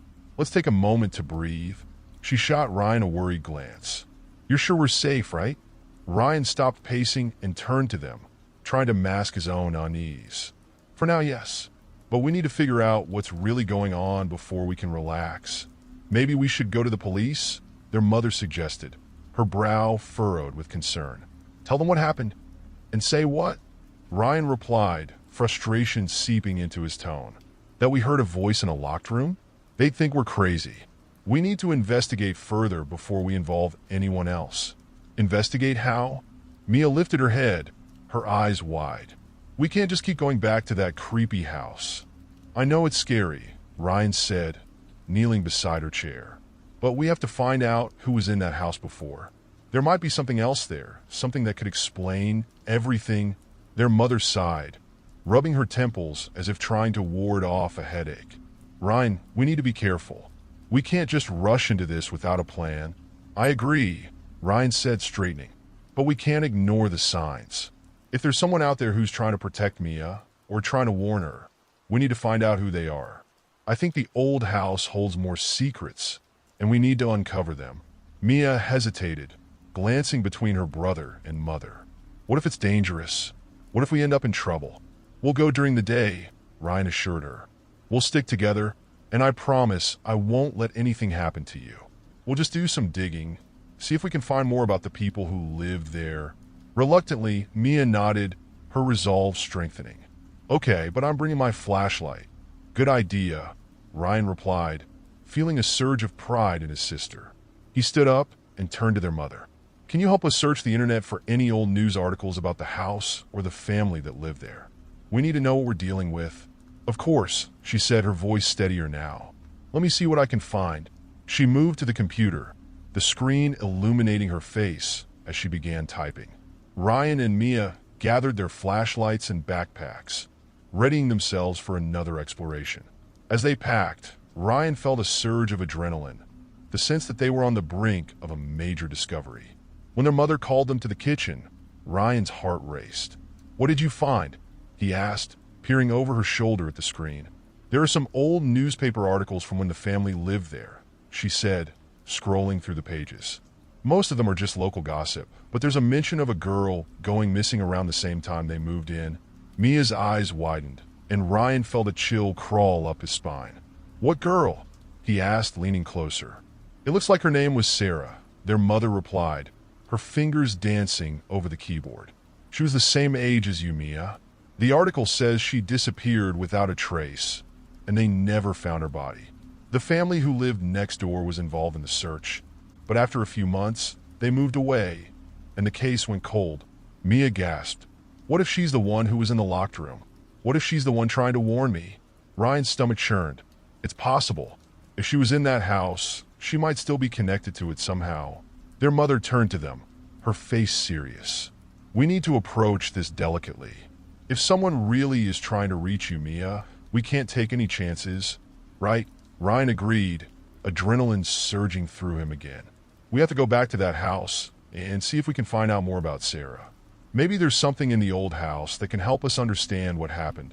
With determination, they gathered their things and headed out, the morning sun shining brightly overhead. The journey to the old house felt different this time, charged with purpose. Each step resonated with the weight of the past, and Ryan couldn't shake the feeling that they were about to unearth something monumental. As they approached the front door, Ryan took a deep breath, steadying himself. Remember, we stick together. We're looking for anything that might relate to Sarah or the family. They stepped inside, the familiar creak of the floorboards greeting them like an old friend. Dust hung in the air, swirling in the sunlight as they navigated through the remnants of the past. Let's start in the living room again, Ryan suggested, leading the way. They began searching through the old furniture, moving aside the layers of dust and cobwebs. But this time the atmosphere felt different, charged with urgency. As they searched, Ryan felt a growing sense of dread. What if they found something that changed everything? What if they uncovered a truth that couldn't be undone? He glanced at Mia, who was focused on the bookshelves, her brow furrowed in concentration. Mia, if you find anything, let me know right away, he called, trying to keep the mood light. We don't want to leave any stone unturned. I know, she replied, her voice filled with determination. They spent what felt like hours sifting through the remnants of the house, uncovering old photographs, letters, and personal items that once belonged to the family. But nothing seemed to connect directly to Sarah, and frustration gnawed at Ryan. Maybe we should check the attic, Mia suggested, peering up the darkened staircase that led to the upper floors. It could hold something important. Ryan nodded, the thought sending a chill down his spine. The attic had always been a place of mystery, a realm of shadows and forgotten things. All right, let's do it, he agreed, trying to sound more confident than he felt. They climbed the creaky stairs, the air growing colder with each step. The attic door stood ajar, and Ryan hesitated for a moment before pushing it open. The room was dimly lit, the weak light filtering through a small, dusty window. Cobwebs draped across the beams, and old trunks lay scattered around, some half opened, revealing their long-forgotten contents. As they stepped inside, Ryan felt a shiver run down his spine. "Be careful," he cautioned, scanning the room for any sign of danger. "We don't know what we might find up here." They began to search the trunks, their movements cautious and deliberate. Old clothes, yellowed papers, and broken toys lay within, each item a fragment of a life once lived. But as Ryan rummaged through one trunk, something caught his eye, a small wooden box, intricately carved with delicate patterns. "Mia, come look at this," he called, holding it up for her to see. Her eyes widened as she approached, curiosity overcoming her fear. "What is it?" "I don't know," Ryan admitted, running his fingers over the smooth surface. "But it looks special. Let's see if it opens." He fumbled with the latch, and after a moment, it clicked open, revealing a collection of old photographs. Ryan carefully lifted them out, his heart racing as he recognized the faces. They were the same ones from the diaries, including a younger version of the girl who had gone missing, Sarah. "Mia, look, this is her," he exclaimed, pointing to a photograph of a bright-eyed girl with a wide smile. The resemblance to Mia was uncanny. "I think we found something significant." "Who are the others?" Mia asked, peering over his shoulder. Ryan studied the photographs more closely. There are two adults, a man and a woman, and they look happy together with Sarah. But why are they up here? What happened to them? He turned the photographs over, searching for any notes or clues. One of them had a date scribbled on the back, March 15th, 1995. He felt a chill run through him as he realized this was around the time Sarah went missing. "Mia, this could be it," he said, excitement and dread swirling within him. "We need to find out more about that day." As he continued to flip through the photographs, a folded piece of paper slipped out and fluttered to the floor. He picked it up, his breath hitching as he unfolded it. The words were hastily scrawled. "If you hear the whispers, don't follow them. They want to take you away. Keep Sarah safe. Find the truth." "What does that mean?" Mia whispered, her eyes wide with fear. "I don't know, but it sounds like someone was trying to warn them," Ryan said, adrenaline surging through him. "We have to find out what happened next." Before they could discuss further, a loud creak echoed through the attic, startling them. Ryan turned abruptly, heart racing as a dark shadow passed by the small window, blocking the light. "Did you see that?" he asked, his voice barely a whisper. Mia nodded, eyes wide with fear. "What was that?" "I don't know," Ryan replied, fear gnawing at him. "But we need to get out of here." They quickly stuffed the photographs and the note into Ryan's backpack, their urgency palpable. "Let's move," he urged, rushing toward the attic door. As they descended the stairs, the creaking floorboards echoed ominously behind them. Ryan's heart raced as he glanced back, the shadows seeming to shift and sway in the dim light. Once they reached the main floor, they hurried toward the front door, the unsettling feeling of being watched growing stronger with each step. Just as they reached for the doorknob, a cold gust of wind swept through the house, slamming the door shut before they could escape. "Ryan!" Mia shrieked, panic rising in her voice. "What's happening?" "Stay calm," he shouted, trying to hide his own fear. He tugged at the doorknob, but it wouldn't budge. "We have to find another way out." He scanned the room frantically, searching for an exit, but the shadows seemed to deepen, closing in around them. "Mia, look," he shouted, pointing to a small window on the far wall, barely large enough for them to squeeze through. "We can make it." "Okay," Mia said, her voice trembling as they dashed toward the window. Ryan reached it first, pushing aside the dusty curtain. "We'll have to climb," he said, glancing back at the door, which still refused to open. The room felt alive, the shadows swirling with a restless energy. As they struggled to push the window open, Ryan felt a chill crawling up his spine, the unmistakable sensation of being watched intensifying. He turned, catching a glimpse of a dark figure standing in the corner of the room, its features obscured by shadows. "Mia, hurry," he urged, panic rising in his throat.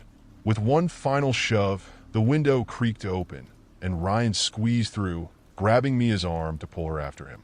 The moment they tumbled out onto the ground, the oppressive atmosphere of the house lifted slightly, but the dread remained. What was that? Mia gasped, breathing heavily as they lay on the grass outside. I don't know, Ryan admitted, his heart racing. But we need to get away from here. Now. They scrambled to their feet, sprinting toward the path that led back home. Each step felt like a race against the darkness that lurked behind them, a shadow that threatened to pull them back into its depths. As they reached the safety of their own yard, Ryan glanced back at the old house, its windows dark and foreboding. We have to go back, he said, breathless but determined. There's something there we still need to uncover. Mia looked up at him, fear still evident in her eyes. But what if it's dangerous? What if that thing comes after us? Ryan placed a reassuring hand on her shoulder. We'll go prepared next time. We'll figure this out together, I promise. We can't let fear control us. Sarah deserves to have her story told, and we need to find out what happened to her. As they turned to walk back home, a sense of resolve washed over Ryan. The mysteries of the past were calling to them, and he was determined to answer. The truth was waiting to be uncovered, and together, they would face whatever darkness lay ahead. The following day dawned with an unsettling calm that Ryan couldn't shake. The sun poured through the curtains, illuminating the cluttered living room where he and Mia were seated, poring over the photographs and the cryptic note they had found in the attic. I can't believe we're doing this, Mia said, nervously twisting her hair. What if we uncover something we're not supposed to? Ryan looked at her, his determination unwavering. We're doing this to help Sarah. She needs us to find out what happened. If that note is any indication, there's more to this story than we realize. Mia sighed, her eyes darting between the photographs scattered on the table. Okay, but we have to be careful. I don't want to run into that shadow again. We will be careful. I promise, Ryan assured her. He focused on the note once more, feeling its rough texture under his fingers. It says, if you hear the whispers, don't follow them. It's as if whoever wrote this knew what was happening in that house. Maybe it was someone who cared about Sarah, Mia suggested, her brow furrowed in thought. They could have been trying to protect her from something. Ryan nodded. Exactly. And if Sarah is somehow still connected to that house, we need to understand why. The whispers, maybe they're tied to the locked room. Determined to delve deeper, they decided to research Sarah's disappearance further. Their mother was still at work, and the house felt empty, almost echoing their thoughts. Ryan grabbed his laptop and brought it to the kitchen table. Let's look for anything related to the family and the case, he said, typing furiously. There has to be something online that we can find. As they searched, they came across a few more articles about Sarah, some detailing the frantic search efforts after she went missing. The articles painted a picture of a close-knit family devastated by the loss of their daughter. A few interviews with neighbors revealed whispers of strange happenings in the area around that time. Unexplained noises, flickering lights, and shadows moving in the night. What if those whispers are what people were hearing? Mia said, her voice barely above a whisper. What if they were connected to Sarah somehow? Ryan felt a shiver run down his spine. It's possible. We need to dig deeper. He continued scrolling, his heart racing as he stumbled across a forum discussing local legends and hauntings. One post caught his attention. It read, "The old Wilkins house is said to be haunted. Locals report hearing voices and seeing strange shadows at night. Some believe it's the spirit of a girl who went missing years ago." Look at this, he exclaimed, pointing to the screen. It's about the Wilkins house. It mentions Sarah. Mia leaned closer, her curiosity piqued. What else does it say? It talks about how people used to hear her name whispered in the wind at night. Some claimed they saw a girl with a sad expression standing at the window, looking out into the street. Others said they could feel her presence, like she was still searching for something. That's so creepy, Mia breathed. But what was she searching for? Ryan rubbed his chin deep in thought. Maybe she was trying to communicate with someone. The note said to keep her safe. Maybe she was trying to protect someone all along. Do you think she's still in the house? Mia asked, her eyes wide with a mixture of fear and intrigue. I think it's possible. Ryan replied, determination lighting his eyes. And if she is, we need to find a way to reach her. But first, we need to gather more information about the family that lived there, specifically about Sarah's parents. With renewed energy, they turned their focus to the Wilkins family. Ryan searched for their names, and soon he discovered Sarah's mother had written a series of blog posts before she disappeared, detailing their life and the events leading up to Sarah's vanishing. "Mia, look at this," he said, excitement building in his voice. Her mother wrote about the days leading up to Sarah going missing. She mentioned feeling a strange presence in the house and hearing whispers at night. What did she say exactly? Mia leaned in closer, her heart racing. Ryan read aloud, "I've started hearing whispers in the night, and I can't shake the feeling that something is watching us. It's unsettling. I've even found strange markings on the walls in Sarah's room, but when I ask her about them, she acts as if she doesn't know what I'm talking about." "That's so creepy," Mia whispered, her eyes wide. "What do the markings look like?" Ryan scrolled down and found a photo attached to the post. It showed the interior of Sarah's room, revealing faint, indecipherable carvings on the wall. "I can't really make it out," he admitted, squinting at the screen. "But they seem almost like symbols." "Symbols?" Mia echoed, a flicker of recognition flashing in her eyes. "You mean like the ones in the diary?" "Exactly," Ryan said, his mind racing. "We need to find out what they mean. If we can decode those symbols, it might lead us to the truth." Mia nodded, determination etched on her face.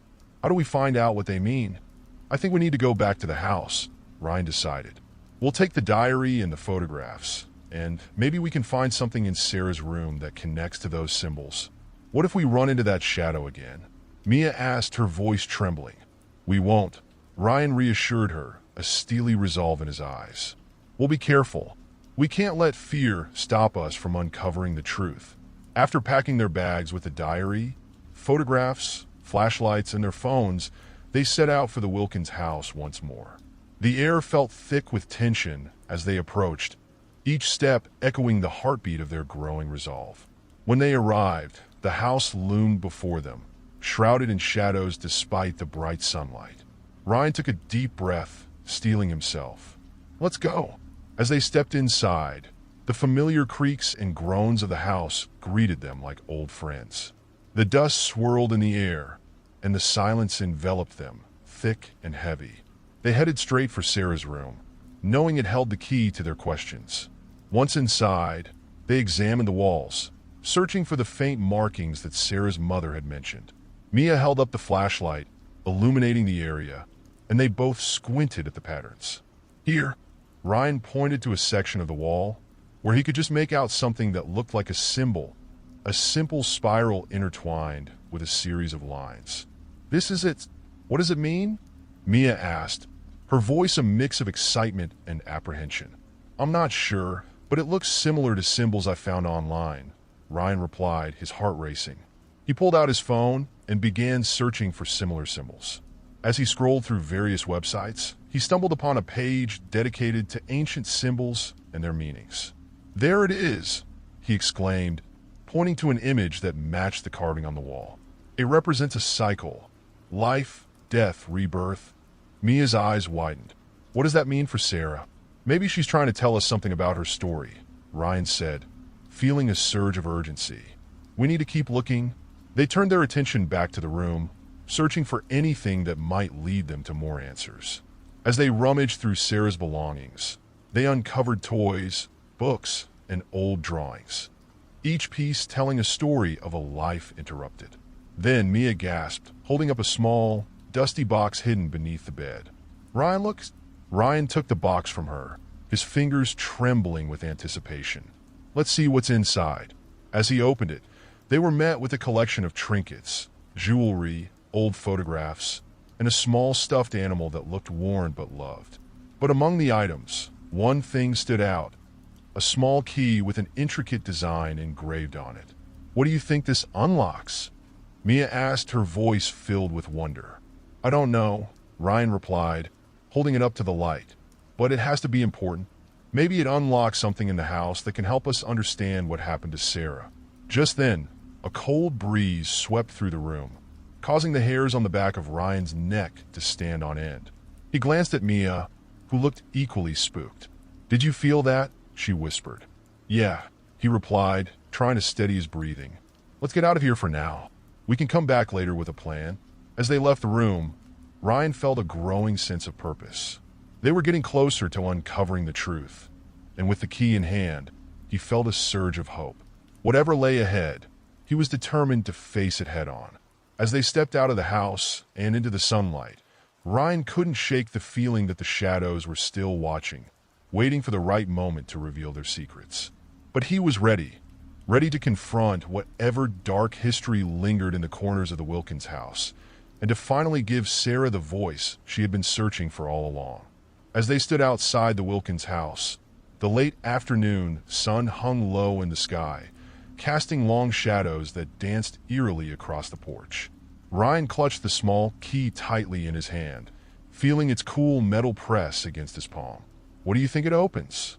Mia asked, her voice barely above a whisper. "I have no idea," Ryan admitted, glancing back at the house.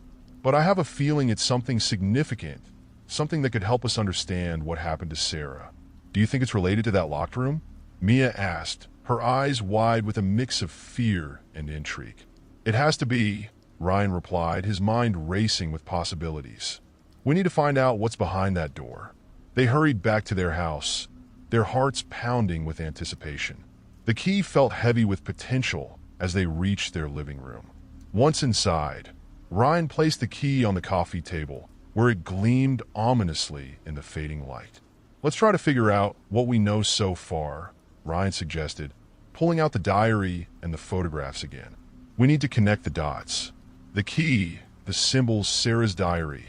It's all part of the same story." Mia nodded, her expression focused.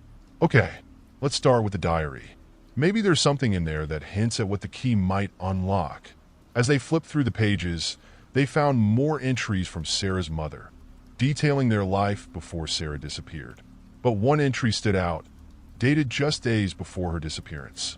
"I keep hearing whispers at night, and I found Sarah talking to someone in her room. I thought she was just playing, but there's something off about it. The shadows in our home are growing darker, and I can't shake the feeling that we're not alone anymore. I need to protect my daughter." "Talking to someone?" Mia echoed, her brows furrowing. "Who was she talking to?" Ryan pondered for a moment. What if it was that shadow? What if it was the same presence that scared her mother? Or maybe it was someone else, Mia suggested. Someone connected to the symbols we saw. "Exactly," Ryan said, energized by the possibilities. "And if we can decipher the meanings behind those symbols, it could lead us to who or what Sarah was communicating with." They continued searching the diary and found a hand-drawn map that Sarah had created, detailing her room and the layout of the house. The map included strange symbols, some resembling the markings they had seen on the wall in Sarah's room. "Look," Ryan pointed to a symbol near the bottom of the map. "It's the same spiral symbol we found on the wall." Mia squinted at the map. "What does it mean?" "I think it might represent a hidden space, a spot in the house that connects to the locked room," Ryan theorized. "It could be where she was trying to go when she was talking to whoever it was." "Should we follow the map?" Mia asked, excitement evident in her voice. "We have to. If we can find that hidden space, it might help us figure out what happened," Ryan replied, determination setting in his features. As they gathered their things, a flashlight, the diary, and the key, they felt a sense of urgency. The air crackled with anticipation as they made their way back to the Wilkins house for what felt like the final leg of their journey. Once inside, the atmosphere shifted. The house felt heavier, as if it was holding its breath, waiting for them to uncover the secrets it concealed. They navigated to Sarah's room again, using the map as their guide. "According to this, there should be a hidden panel somewhere near the closet," Ryan said, glancing at the drawing. "Let's check there first." They approached the closet, and Ryan's heart raced as he scanned the wall behind it. The floor creaked underfoot as he pushed aside some old clothes. "Help me look," he urged Mia, who was peering into the depths of the closet. After a moment of searching, Ryan noticed something odd, a slight outline in the wall, almost as if a piece had been designed to slide open. "There it is, right here." He pressed against the outline, feeling it give slightly under his touch. "Can you open it?" Mia asked, her breath hitching in her throat. I think so. Just a little more pressure. Ryan pushed again, and with a soft click, the panel swung open to reveal a narrow, dark passageway. Whoa, Mia whispered, her eyes wide. It looks like it leads somewhere. Ryan flicked on his flashlight, illuminating the passage.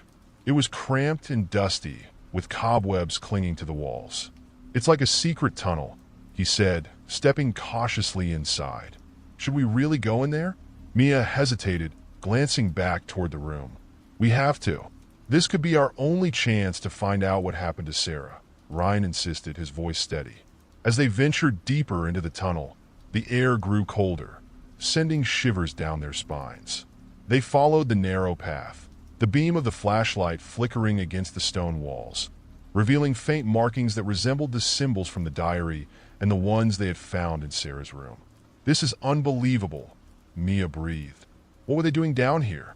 I don't know, but we need to keep going, Ryan replied, feeling a mix of fear and excitement. The tunnel twisted and turned, leading them deeper into the bowels of the house. After what felt like an eternity, they finally emerged into a small, dimly lit room. The walls were lined with dusty shelves filled with old boxes and forgotten memories. What is this place? Mia asked, her voice trembling as she took in the scene. I think it might be some sort of storage area, Ryan said, moving further into the room. As he scanned the shelves, a glint of metal caught his eye.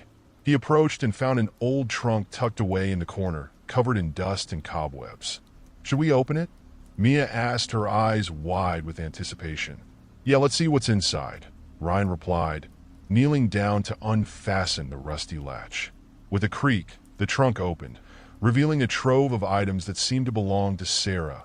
Old toys, drawings, and what looked like journals. Her journals, Mia said, excitement bubbling in her voice. Maybe they'll tell us what she was experiencing. Ryan carefully lifted one of the journals, its cover worn and faded. As he opened it, the smell of old paper filled the air. The first few pages were filled with Sarah's neat handwriting, detailing her thoughts and feelings. Listen to this, he began, reading aloud. I feel different lately. Sometimes I hear someone calling my name in the night. I know it's not Mom, but it sounds so familiar. I think I might be able to see them soon. Mia shivered. See who? Ryan flipped through the pages, finding more entries that detailed her increasingly strange experiences. She talks about shadows playing in her room, about feeling like she was being watched, and how she sometimes felt compelled to follow the voices. It's like she was being lured into something, Mia said, her voice barely above a whisper. But why? I don't know, Ryan said, his mind racing. But there has to be a connection between what she wrote and what we've been experiencing. They continued to read through the journals, each entry revealing more about Sarah's inner world and the growing influence of the mysterious presence. One entry stood out, dated just a week before her disappearance. I think I found a way to talk to them. I just need to listen carefully and follow the sound of their whispers. I'm not scared anymore. I think they want to show me something. Show her something? Mia echoed, fear creeping into her voice. What could that possibly mean? I don't know, but we have to find out, Ryan replied, feeling a mix of urgency and dread. If she was drawn to something, it might be connected to the locked room. Suddenly, a cold draft swept through the small room, sending a chill down their spines. Ryan and Mia exchanged a nervous glance, their instincts screaming at them to leave. We should go back, Mia said, her voice trembling. Just a little longer, Ryan insisted, pushing aside his fear. We're so close. As they continued to sift through the trunk, they unearthed a small, crumpled piece of paper wedged between two old toys. Ryan unfolded it, revealing a hastily scribbled note. If you want to know the truth, look where the light never shines. The key unlocks more than just doors. What does that mean? Mia asked, her voice shaking. I think it's a clue, Ryan said, excitement bubbling within him despite the ominous feeling in the air. It could be hinting at another place in the house we haven't explored yet. We have to be careful, Mia warned. We don't know what we're getting into. I know, but if we're going to uncover the truth about Sarah, we have to follow the clues. This note could be the key to everything, Ryan replied, his determination unwavering. They exchanged one last glance before heading back into the tunnel, the weight of their mission pressing heavily on their shoulders. The search for answers was only just beginning, and with each step they took, they felt the shadows closing in around them.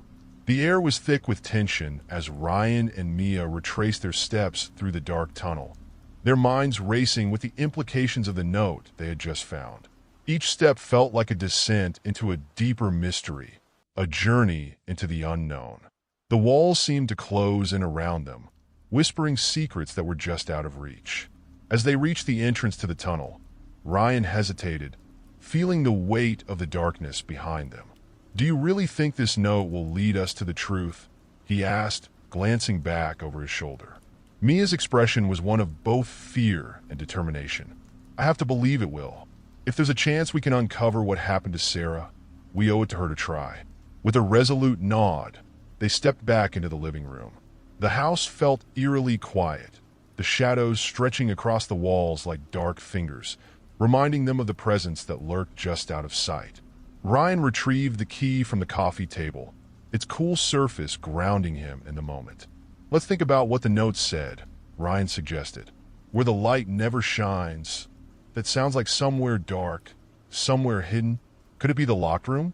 Mia proposed, her eyes wide with realization. "It has no windows and it's been locked away for so long." "Exactly," Ryan replied. "If there's something in there that connects to Sarah, we need to find it." They moved through the house with purpose, the atmosphere thickening with each passing moment. Ryan's heart raced as they reached the door to the locked room. He could feel a pull, as if the very air around them was charged with anticipation. "This is it," he said, holding the key aloft like a talisman. "Are you ready?" Mia took a deep breath, her nerves palpable. "As ready as I'll ever be," she replied, her voice steadying. With a trembling hand, Ryan inserted the key into the lock. It clicked, echoing in the silence like a gunshot. He turned the handle, and the door creaked open, revealing a darkened space beyond. The room was shrouded in shadows, the air stale and musty, as if it hadn't been disturbed in years. Ryan flicked on the flashlight, illuminating the interior. The sight that met their eyes sent chills racing down their spines. The room was filled with old furniture covered in white sheets, and in the center stood an ornate mirror, its surface clouded and cracked.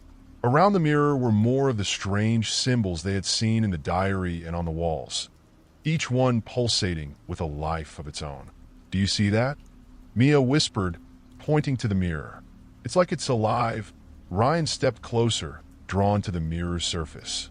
"There's something about it," he said, feeling an inexplicable pull. "I think we're meant to see something here. Maybe it's a portal or something," Mia suggested, her voice trembling. "What if it shows us what happened to Sarah?"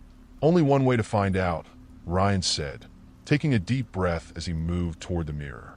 The air around them felt charged, as if a storm was brewing. As he reached out to touch the surface, a jolt of energy coursed through him. The mirror rippled like water, distorting his reflection. He stepped back in shock. "What the hell?" "Mia, look!" Ryan exclaimed, pointing at the mirror. Images began to emerge within the glass, flickering visions of a girl who looked strikingly like Sarah. She was playing with a shadowy figure, her laughter echoing in the confines of the room. The figure was indistinct, shifting and changing shape, but it radiated a sense of warmth and comfort. "Is that Sarah?" Mia asked, her voice a mix of wonder and dread. "I think so," Ryan replied, entranced by the scene. "But who is that figure?" As they watched, the mood shifted dramatically. The laughter faded, replaced by an unsettling tension. The shadow began to pull Sarah closer, its form darkening as her expression shifted from joy to fear. "Mia, I don't like this," Ryan said, his heart pounding. "It's like she's being drawn in." Suddenly, the mirror cracked with a deafening sound, the images distorting violently. Sarah's cries echoed through the room, her once joyful laughter replaced by terrified screams. The darkness around her surged, pulling her into a void, and Ryan felt a wave of panic wash over him. "Mia, we have to do something," he shouted, feeling helpless. I don't know what to do. Mia replied, fear etched across her face. We can't let this happen. Ryan's instincts kicked in. We need to break the connection. The symbols, maybe they hold the key. In a frantic rush, they studied the symbols around the mirror, searching for something, anything that could help. The shadows flickered menacingly as they pieced together the connections. Here, Ryan shouted, pointing to a symbol that resembled a spiral, similar to the one they had seen in Sarah's room. This one, it's a connection to her. Mia nodded, and together they pressed their hands against the symbol, focusing their energy and intent. We're here for you, Sarah, Ryan shouted, feeling the power of their bond surge through him. We won't let you go. The mirror shook violently, and a blinding light erupted from the symbols, casting the room in a brilliant glow. The screams intensified, morphing into a chorus of anguish, but Ryan and Mia stood firm, their determination unwavering. As the light enveloped them, they felt a warmth spreading through the darkness, pushing back the shadows that threatened to consume everything. The mirror pulsed with energy, and for a fleeting moment, they could see Sarah's terrified face, eyes wide with fear and desperation. Help me, she cried out, reaching toward them. Hold on, Sarah, Ryan yelled, tears streaming down his face. We're coming for you. With a final surge of strength, they pushed their will against the mirror, invoking the connection they felt to Sarah. The shadows around them shrieked in protest as the light intensified, illuminating the room and pushing back the darkness. Suddenly, there was a deafening crash, and the mirror shattered into countless pieces, the light exploding outward in a brilliant display. Ryan and Mia shielded their eyes as the shards flew around them, each one a fragment of the truth they had been seeking.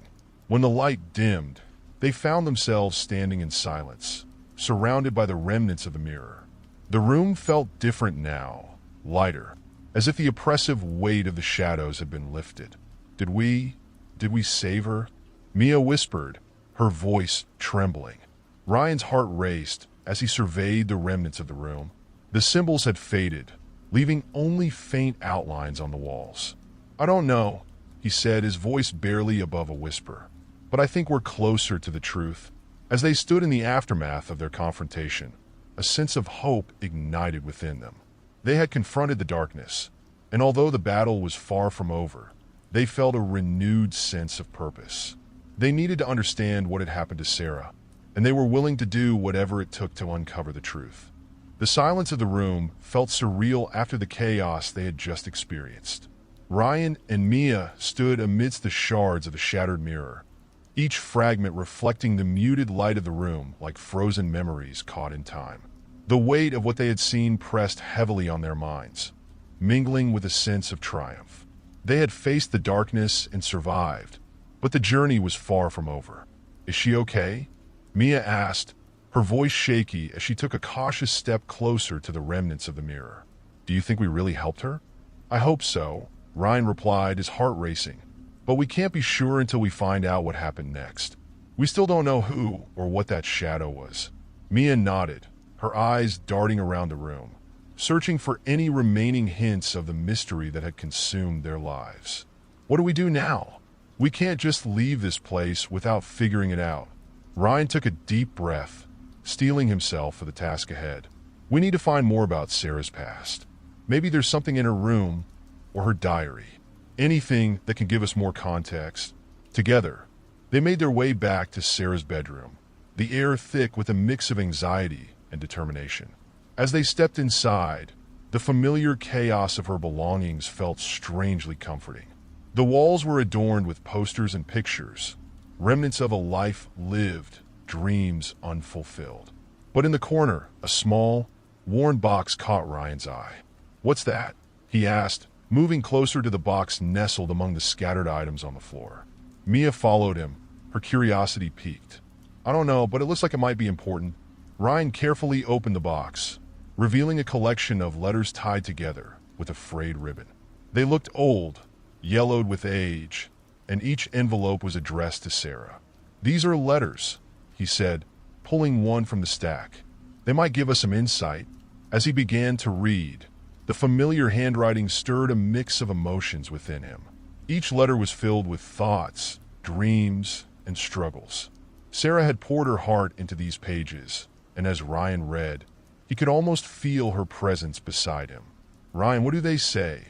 Mia urged, her eyes glued to the letter in his hands. "They're from someone named Alice," he replied, a frown creasing his brow. "She talks about feeling watched, about strange occurrences happening around her. It's like she knew something was wrong." "Do any of them mention the shadow?" Mia asked, her voice growing more urgent. Ryan quickly scanned the letters, heart pounding as he searched for clues. "Yes. In this one, she describes a figure that appears at night, just at the edge of her vision. She mentions feeling drawn to it, like it was calling her." Mia leaned closer, her eyes wide with realization. "It sounds just like what Sarah was experiencing. Maybe this Alice is connected to her somehow." "That's what I'm thinking," Ryan said, his mind racing. "If Alice was experiencing the same thing, then maybe they were linked. We need to find out who Alice is." The letters contained clues about Alice's life, detailing her experiences and fears. But they ended abruptly, leaving behind an unsettling feeling. Ryan turned to Mia, determination etched on his face. "We need to find Alice. If she has answers, she might help us understand what's going on." "Where do we start?" Mia asked, her eyes reflecting a mix of hope and fear. "Let's check the town records," Ryan suggested. "There might be something about her in there, an address, an obituary, anything that can point us in the right direction." They quickly left the house, their minds buzzing with urgency. The chill of the evening air greeted them as they stepped outside, a stark contrast to the warmth of the room they had just left. Ryan's mind was racing as they made their way to the local archives, determination fueling their steps. The town hall was dimly lit and quiet, an air of secrecy hanging around it. As they entered, they were met with rows of dusty shelves filled with old documents. A woman behind the counter looked up, her eyes narrowing in suspicion. "What do you need?" she asked, her tone curt.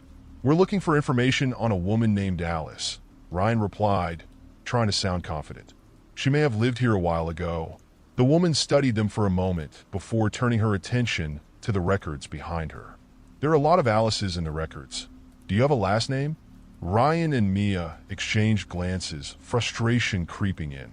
"No, we don't," Ryan admitted. "But we think she might have been connected to a girl named Sarah who lived nearby." The woman frowned, her fingers drumming against the wooden counter. "You'll have to do some digging then. Check the old newspapers. They might have something on either of them." "Thank you," Mia said, her voice filled with hope as they made their way to the archives. The smell of old paper and dust surrounded them as they rifled through stacks of newspapers, looking for anything that could lead them to Alice. Hours passed as they searched, sifting through countless articles and records. Just as they were about to give up, Mia gasped, pointing to a faded article. "Ryan, look at this." He hurried over, eyes widening as he read the headline. "Tragic fire claims young girl's life." Below was a photo of a smiling girl, her eyes sparkling with life. "It's Sarah," Ryan whispered, feeling a wave of sorrow wash over him. "But why is Alice mentioned here?" Mia pointed to the text, her fingers shaking slightly. "It says Alice was found unconscious at the scene of the fire, and they were best friends. She survived, but no one knows how she escaped." Ryan's heart raced as he processed the information. What if Alice knows more about the fire? What if she knows what happened to Sarah? "Let's find out where Alice is now," Mia said, scanning the rest of the article for clues. As they searched for the last known whereabouts of Alice, Ryan felt a flicker of hope ignite within him. They could uncover the truth, perhaps even help Sarah find peace. After more digging, they discovered an address listed in the article.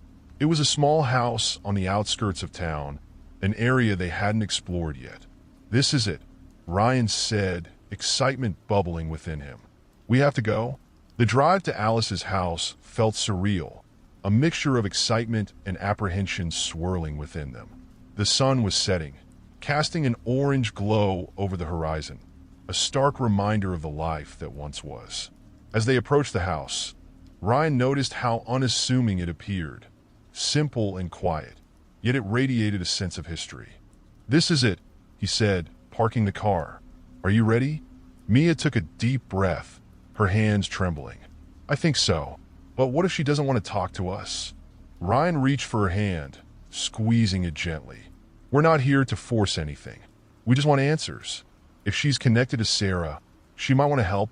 They walked up the path to the front door, and Ryan knocked lightly, the sound echoing in the stillness. After a moment, they heard footsteps approaching, and the door creaked open. An older woman stood before them, her hair gray and her eyes a deep, soulful blue that seemed to hold stories of their own.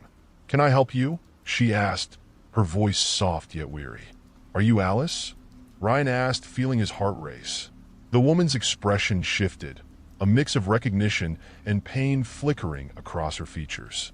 "Yes, that's me. What do you want?" We're looking for information about Sarah," Mia stammered, her nervousness palpable. "We think you might know something."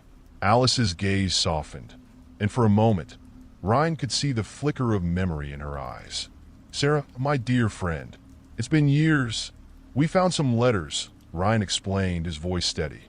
"We think they might help us understand what happened to her." Alice stepped back, gesturing for them to enter. "Please come in. There's much to discuss." As they entered the modest home, Ryan and Mia exchanged hopeful glances, ready to uncover the truths hidden in the shadows. Inside Alice's home, the air was thick with a blend of nostalgia and sorrow. The dimly lit living room was adorned with faded photographs, each telling a story of joy and heartache. Ryan and Mia exchanged glances, a silent agreement passing between them. This was where their answers lay. "Please sit down," Alice said, her voice gentle yet firm. She motioned to a pair of worn armchairs facing a small coffee table. "I know you have questions." As they settled into the chairs, Ryan couldn't shake the feeling that they were stepping into a delicate moment in time. "Thank you for speaking with us, Alice," he said. "We found letters from you to Sarah. They mentioned strange occurrences and a shadow." Alice's expression grew distant, her gaze fixed on a picture of a younger Sarah on the wall. "Yes, I remember those days well. It feels like a lifetime ago, but the memories are still vivid. Sarah and I were inseparable. We shared everything, our dreams, our fears. But then things changed." Mia leaned forward, her curiosity piqued. "What happened? Did you both experience the same strange feelings?" Alice nodded slowly. "At first, we thought it was just our imaginations, the kind of things every teenager goes through. But then it became more real. Strange noises, shadows that lingered longer than they should. It was as if someone was always watching us." Ryan felt a chill run down his spine. "Did you ever figure out what it was? Was it connected to the fire?" Alice's expression hardened, and she took a deep breath. "That night was the culmination of it all. We had decided to sneak into the old house next door, the one that had been abandoned for years. We were curious, young and reckless.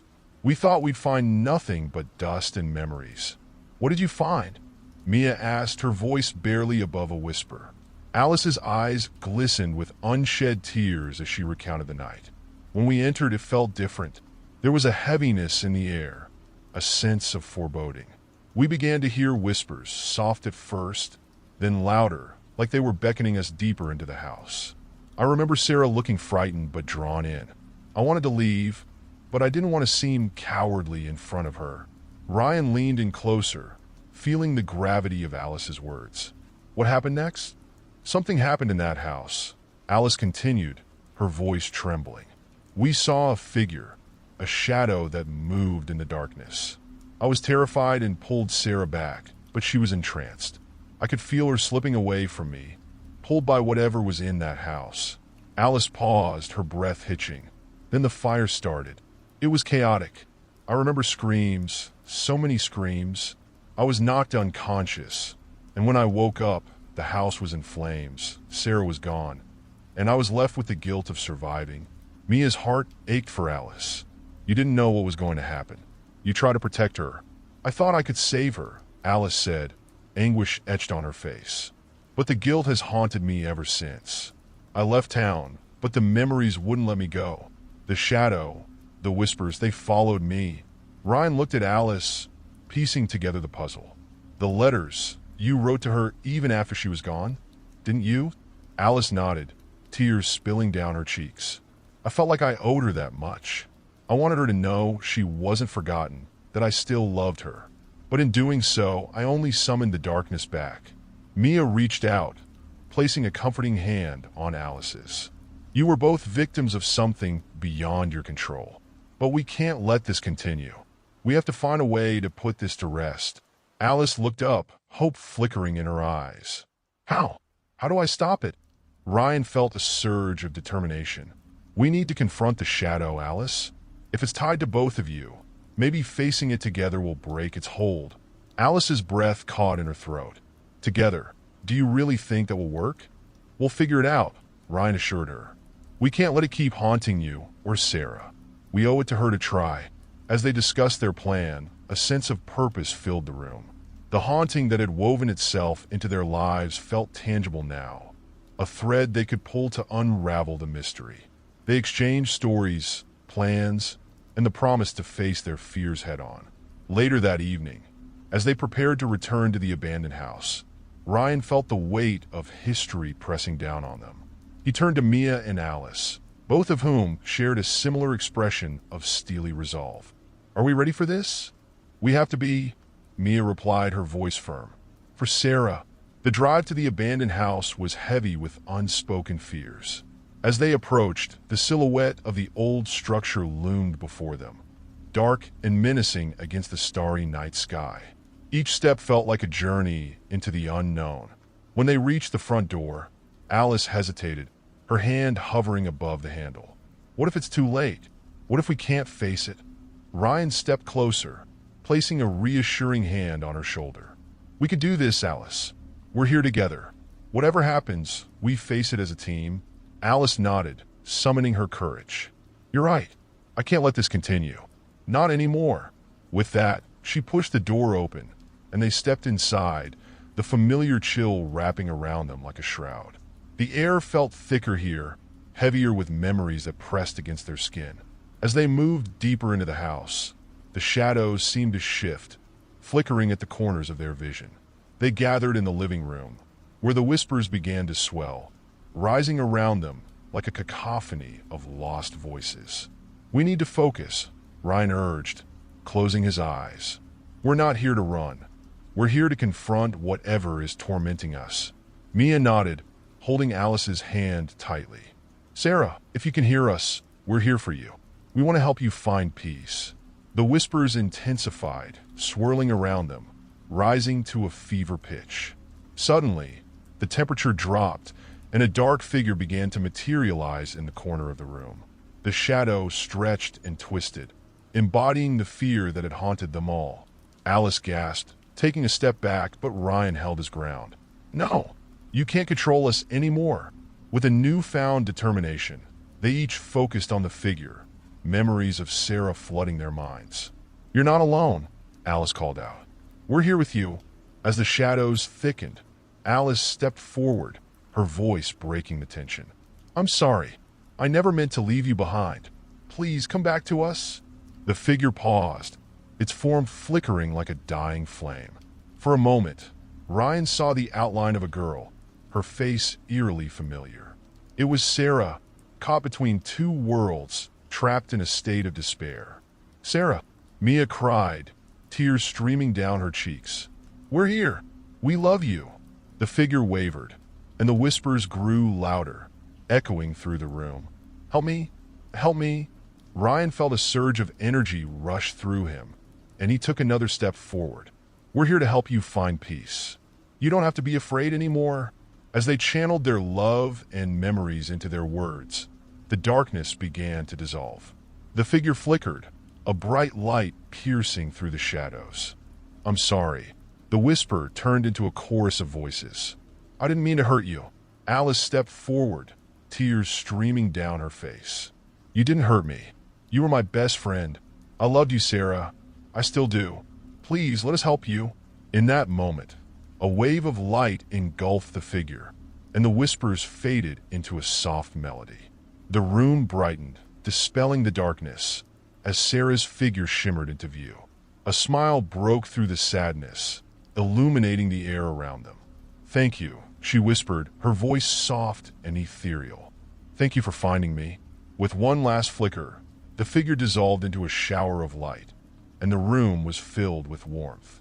The heavy feeling that had pervaded the house lifted, leaving behind a sense of calm and tranquility. Alice collapsed into Mia's arms, sobs of relief racking her body. "It's over, it's really over." Ryan breathed a sigh of relief, a sense of closure settling within him. They had faced their fears, conquered the darkness, and found peace for Sarah.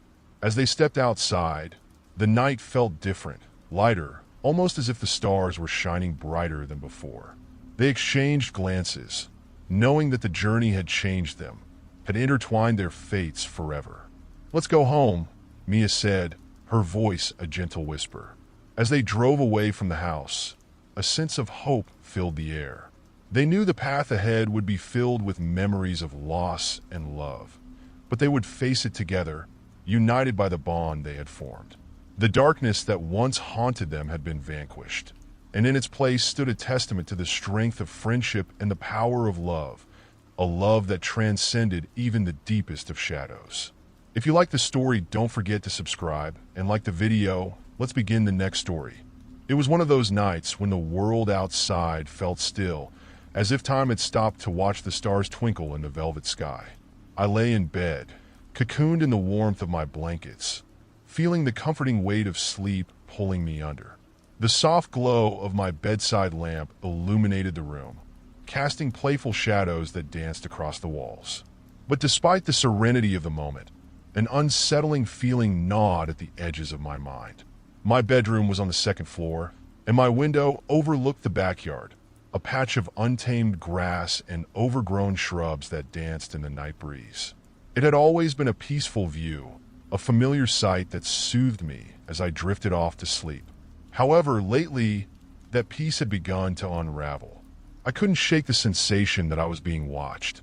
The first time I noticed it, I shrugged it off as my imagination running wild. I had been reading late into the night when a fleeting shadow caught my eye through the window. My heart raced, but as I leaned closer, peering into the darkness, I saw nothing, just the quiet emptiness of my backyard. Yet, the feeling lingered, an intrusive whisper that refused to be silenced. As days turned into weeks, the sensation only intensified. I began to notice little things, a rustling sound outside my window late at night, the flicker of movement in the corner of my vision, the way the hair on the back of my neck stood on end as I turned off the light. It was as if something or someone lurked just beyond the glass, observing my every move. One evening, I decided to confront the feeling head-on. I set my book aside, determined to prove to myself that there was nothing to fear. The house was quiet, the only sound the gentle hum of the night. I drew the curtains back, exposing my window to the moonlight. I stared into the inky darkness, heart pounding, waiting for a sign of movement. Nothing. I let out a breath I didn't realize I was holding and felt a rush of relief. Maybe I was just being paranoid. The mind has a way of playing tricks, especially in the quiet hours of the night. With a final glance into the darkness, I retreated back to bed, the tension easing from my shoulders. But as I lay there trying to coax myself to sleep, I heard it again. A soft rustle, almost imperceptible, but unmistakably there. I shot up in bed, eyes wide, straining to listen. The sound was followed by the faintest creak, like footsteps on the wooden porch.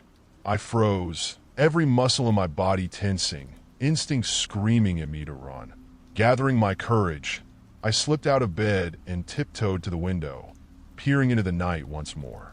The backyard was bathed in silver light, the trees casting elongated shadows that danced in the breeze. For a moment, everything appeared normal, the tranquil scene mocking my rising panic. I was about to retreat back to the safety of my blankets when something caught my eye, a figure standing just beyond the edge of the tree line. My heart raced as I squinted into the darkness. The figure was tall, cloaked in shadows, its posture unnaturally still. I felt the blood drain from my face as a rush of adrenaline coursed through me. Was it just my imagination, or was someone really out there, watching me? Suddenly, the figure shifted, moving slightly closer to the house. I stumbled back, heart pounding in my ears. It was impossible to see any details, but the sense of being watched was overwhelming. I felt exposed, vulnerable, and utterly terrified. What did this person want? Why were they here? A million thoughts raced through my mind, but one thing was clear. I wasn't safe in my own home. I grabbed my phone, trembling fingers scrolling through my contacts. Who could I call at this hour? My heart sank as I realized my parents were away for the weekend. My friends lived too far away to help me in an emergency. I was alone. Just then, the figure shifted again, stepping into the faint light cast by the moon. I could see the outline more clearly now. A man, tall and broad-shouldered, standing at the edge of the yard. My breath hitched in my throat as I recognized the darkness in his stance, the way he loomed just out of reach, a predator waiting for its prey. Panic surged through me, and I turned to run, but a sudden thought stopped me in my tracks. What if he tried to come in? I had to protect myself. The only thing I could think to do was barricade the door. I rushed out of my room, my heart racing. I could hear the muffled sounds of my footsteps echoing in the empty hallway as I made my way down the stairs. I could barely breathe, fear coursing through my veins. I reached the front door and quickly wedged a chair under the doorknob, creating a makeshift barrier. With the door secured, I felt a flicker of safety. I rushed back upstairs, glancing over my shoulder as I made my way to my bedroom. The man was still there, a dark silhouette against the moonlit grass, watching. I could feel his gaze penetrating the night, a constant reminder that I was not alone. Once back in my room, I grabbed my phone again and dialed 911, my hands trembling as I pressed the numbers. 911, what's your emergency? A calm voice answered. There's a man outside my window, I whispered, trying to keep my voice steady. He's watching me. I think he's trying to get in. Stay calm, the operator replied. Can you tell me your address? I quickly relayed my information, my heart racing as I heard the operator confirm that help was on the way. But as I hung up, a sense of dread washed over me. What if the man didn't wait? What if he decided to come inside before the police arrived? I turned off my bedroom light, plunging the room into darkness. My mind raced with thoughts of what could happen next. I felt completely helpless, trapped within the walls of my own home. I needed to think of a plan, something to protect myself. Then I heard it again, the soft rustle of footsteps. This time they were closer, just outside my window. I crouched low beside my bed, heart pounding in my chest as I peered through the small gap in the curtains. The man was right there, staring up at me.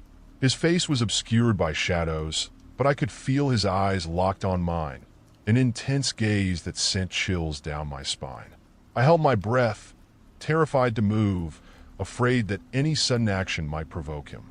But then something unexpected happened. The man reached into his pocket and pulled out something shiny, a small, silver object that glinted in the moonlight. My stomach dropped as he raised it to his face, holding it up as if studying it closely. What was he doing? The sound of sirens suddenly pierced the silence, a distant wail growing louder by the second. My heart raced with hope, but the man didn't flinch.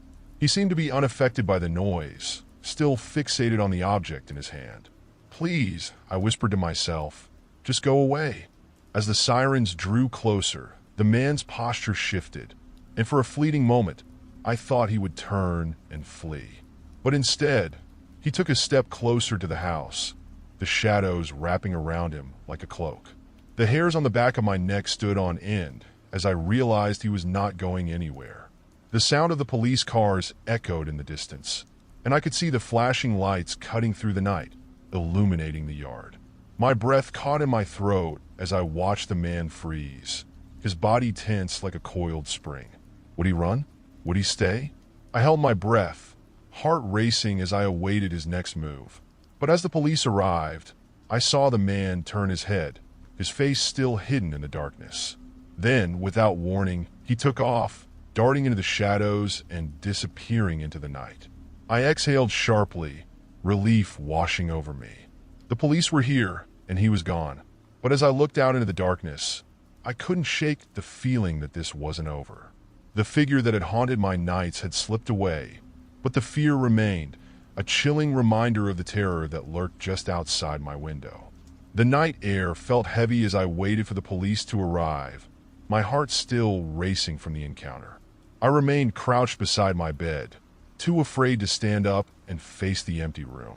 Each passing moment felt like an eternity, and the echoes of my own breath filled the silence. I could hear the sirens fading, but a sense of dread clung to me like a shadow. Finally, I heard a firm knock on my bedroom door, followed by a deep voice. "This is the police. Are you all right in there?" I scrambled to my feet, rushing to the door, my heart pounding with a mix of relief and fear. I opened it slowly, revealing two police officers standing on the other side. Their expressions were serious, their uniforms crisp against the dim light of my room. "Are you okay?" one of the officers asked, concern etched on his face. I think so," I stammered, stepping aside to let them in. But there was a man outside my window. He was watching me. The officers exchanged a glance, then began surveying the room. "Did you see what he looked like?" the other officer asked, his tone professional yet gentle. I shook my head, trying to recall any details through the fog of fear. "No, he was in the shadows. I couldn't see his face, but he was tall. He had something shiny in his hand."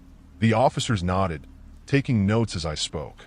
"We need to check the perimeter of your house and make sure everything is secure," one of them said. "Can you show us where you saw him?" I led them to my bedroom window, feeling a knot tighten in my stomach as I glanced outside. The moonlight cast eerie shadows across the yard, but the man was gone, leaving only an unsettling emptiness in his wake. I felt exposed, as if the very walls of my home had turned against me. As the officers inspected the outside, I could hear them talking in low tones, their voices muffled by the glass. "No signs of forced entry," one said.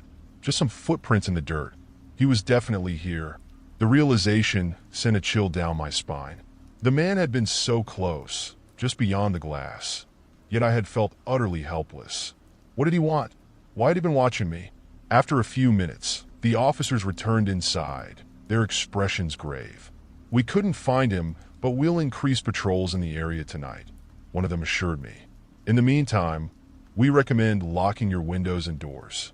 If you feel uncomfortable, it might be best to stay with a friend or family member for a while." I nodded, overwhelmed by a mix of gratitude and frustration. "Thank you. I don't understand why this is happening." The officers exchanged another glance, and the one who had initially spoken turned to me, his tone softening. "It's not uncommon for people to feel watched, especially after a traumatic experience. Just remember, you're not alone in this. If you see anything else unusual, don't hesitate to call us." After they left, I locked the door behind them and returned to my room, the shadows feeling thicker than before. The quietness was oppressive, a constant reminder of the night's events. I tried to shake off the fear, but every creak of the house sent my heart racing. With trembling hands, I switched on the lamp and pulled out my phone, scrolling through my contacts. I needed someone to talk to, someone to help me feel safe. I hesitated before dialing my best friend, Emily. The phone rang once, twice, and then her familiar voice filled the line. "Hey, what's up?" she said cheerfully. I really need you right now," I blurted out, panic rising in my chest. There was a man outside my window. I think he was watching me. Her tone shifted immediately. "What? Are you okay? Where are you?" "I'm at home. The police just left, but I'm still really scared. I don't think I can stay here alone tonight." "I'm on my way," she said firmly. "Don't worry. I'll be there soon." I hung up, feeling a flicker of hope. Emily was always my rock, and knowing she would be with me brought a small measure of comfort. But as I sat on my bed, waiting for her to arrive, the weight of the night settled back onto my shoulders. I couldn't shake the feeling of being watched, even with the police having left. I kept glancing at the window, half expecting the man to reappear at any moment. The shadows outside seemed to stretch and contort, morphing into shapes that danced at the edge of my vision. I tried to distract myself by scrolling through social media, but the posts felt hollow, my mind too preoccupied with dread.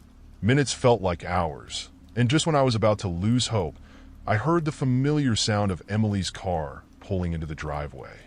A wave of relief washed over me as I raced downstairs to let her in. The moment I opened the door, she rushed inside, her eyes wide with concern. "What happened? Are you all right?" she asked, pulling me into a tight hug. "I'm okay.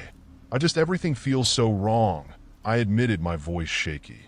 "I can't believe this is happening." Emily glanced around, taking in the dim light and the locked door. "You did the right thing. Let's get some snacks and talk about it."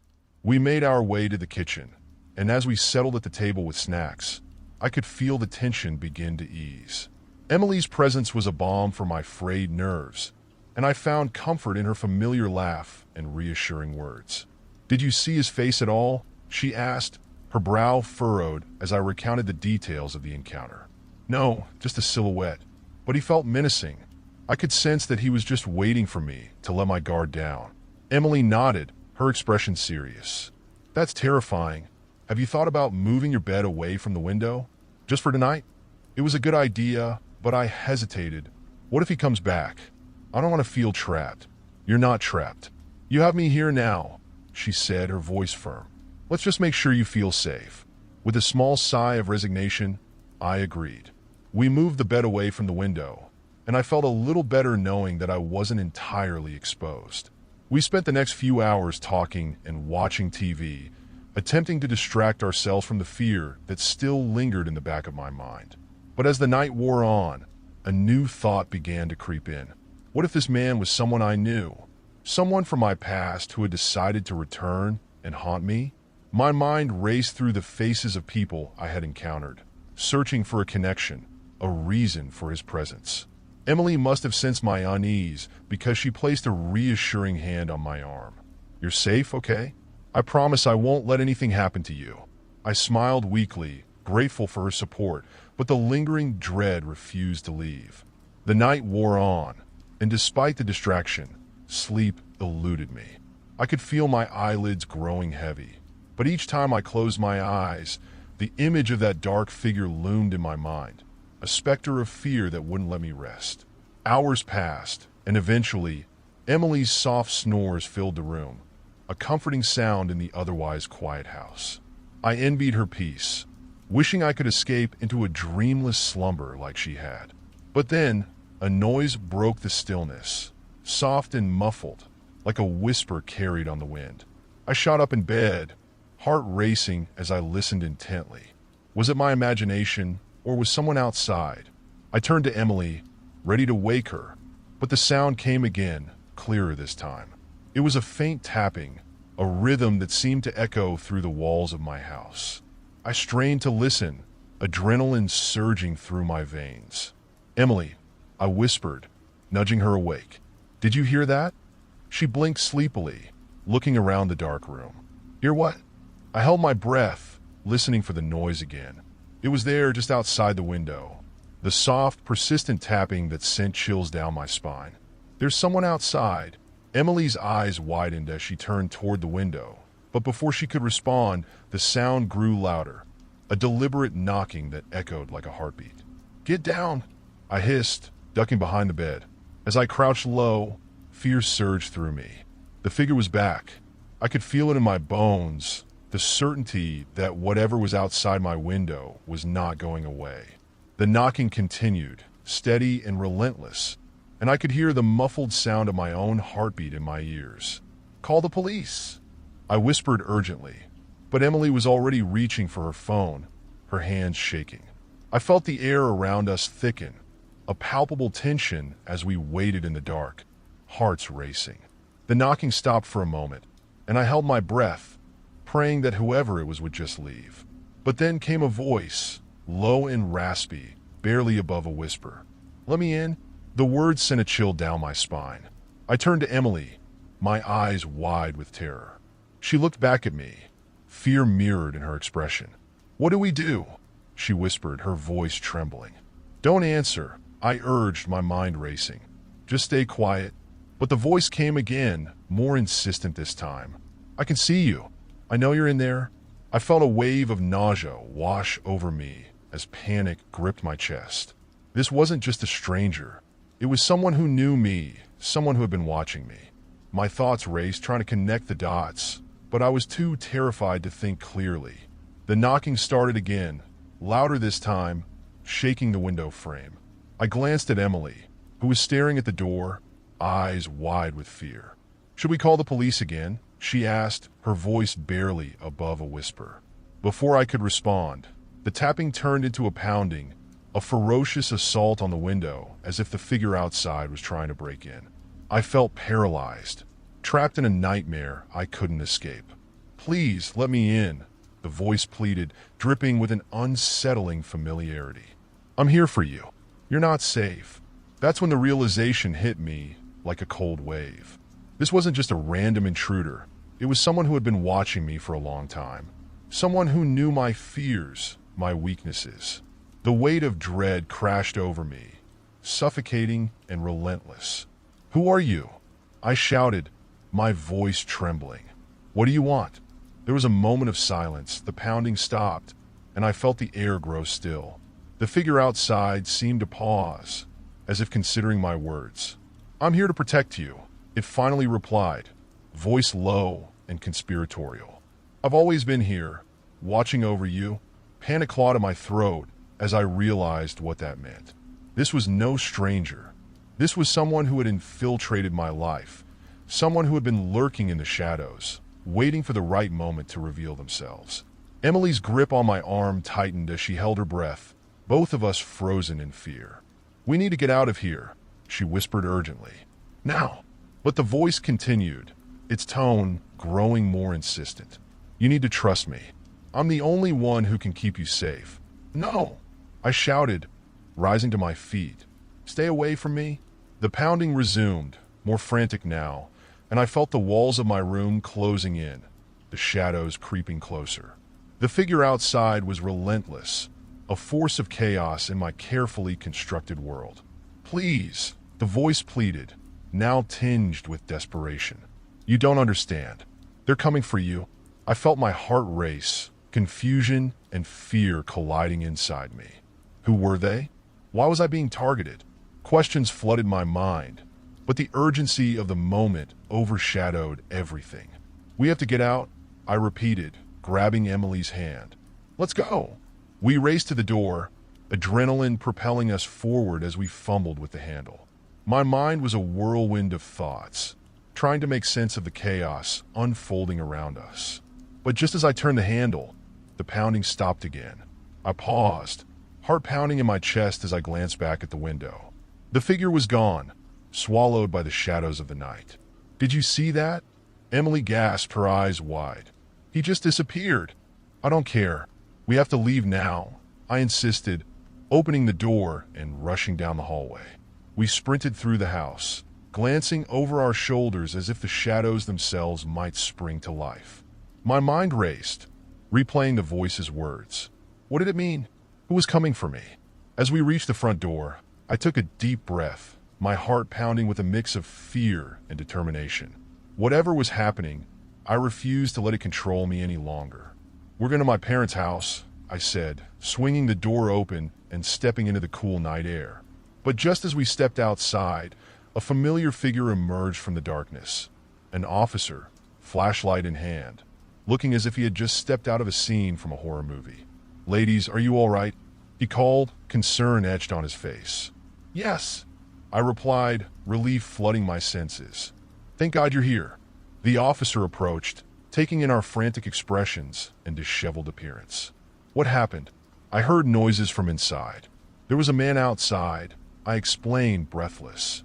"He was just here, and he was watching me." The officer nodded, urgency in his demeanor. "All right, let's get you both back inside. We need to ensure the house is secure." As we stepped back inside, I felt a sense of safety wash over me, but the lingering fear remained, a shadow that clung to me like a ghost. The officer led us into the living room, and Emily and I exchanged glances, both of us shaken but relieved to be together. As the officer began checking the locks and windows, I felt a wave of exhaustion wash over me. I had been through so much in one night, and the weight of it all was beginning to take its toll.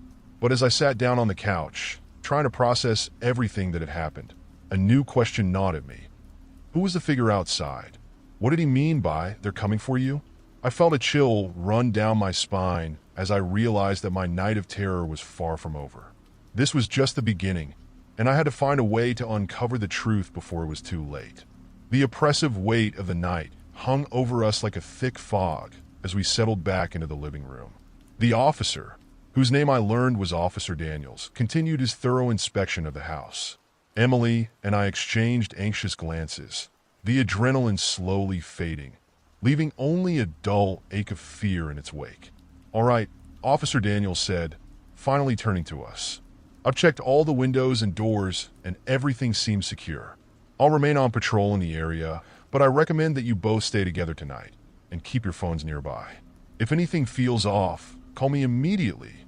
"Thank you," I said, grateful for his presence, but still feeling uneasy. As he left, the silence enveloped the room, punctuated only by the ticking of the clock on the wall.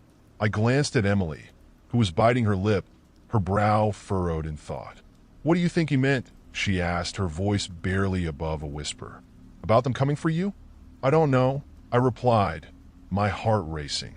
But it sounded serious, like whoever was watching me wasn't just a random stranger. Emily shivered, pulling her knees up to her chest. "I keep thinking about that voice.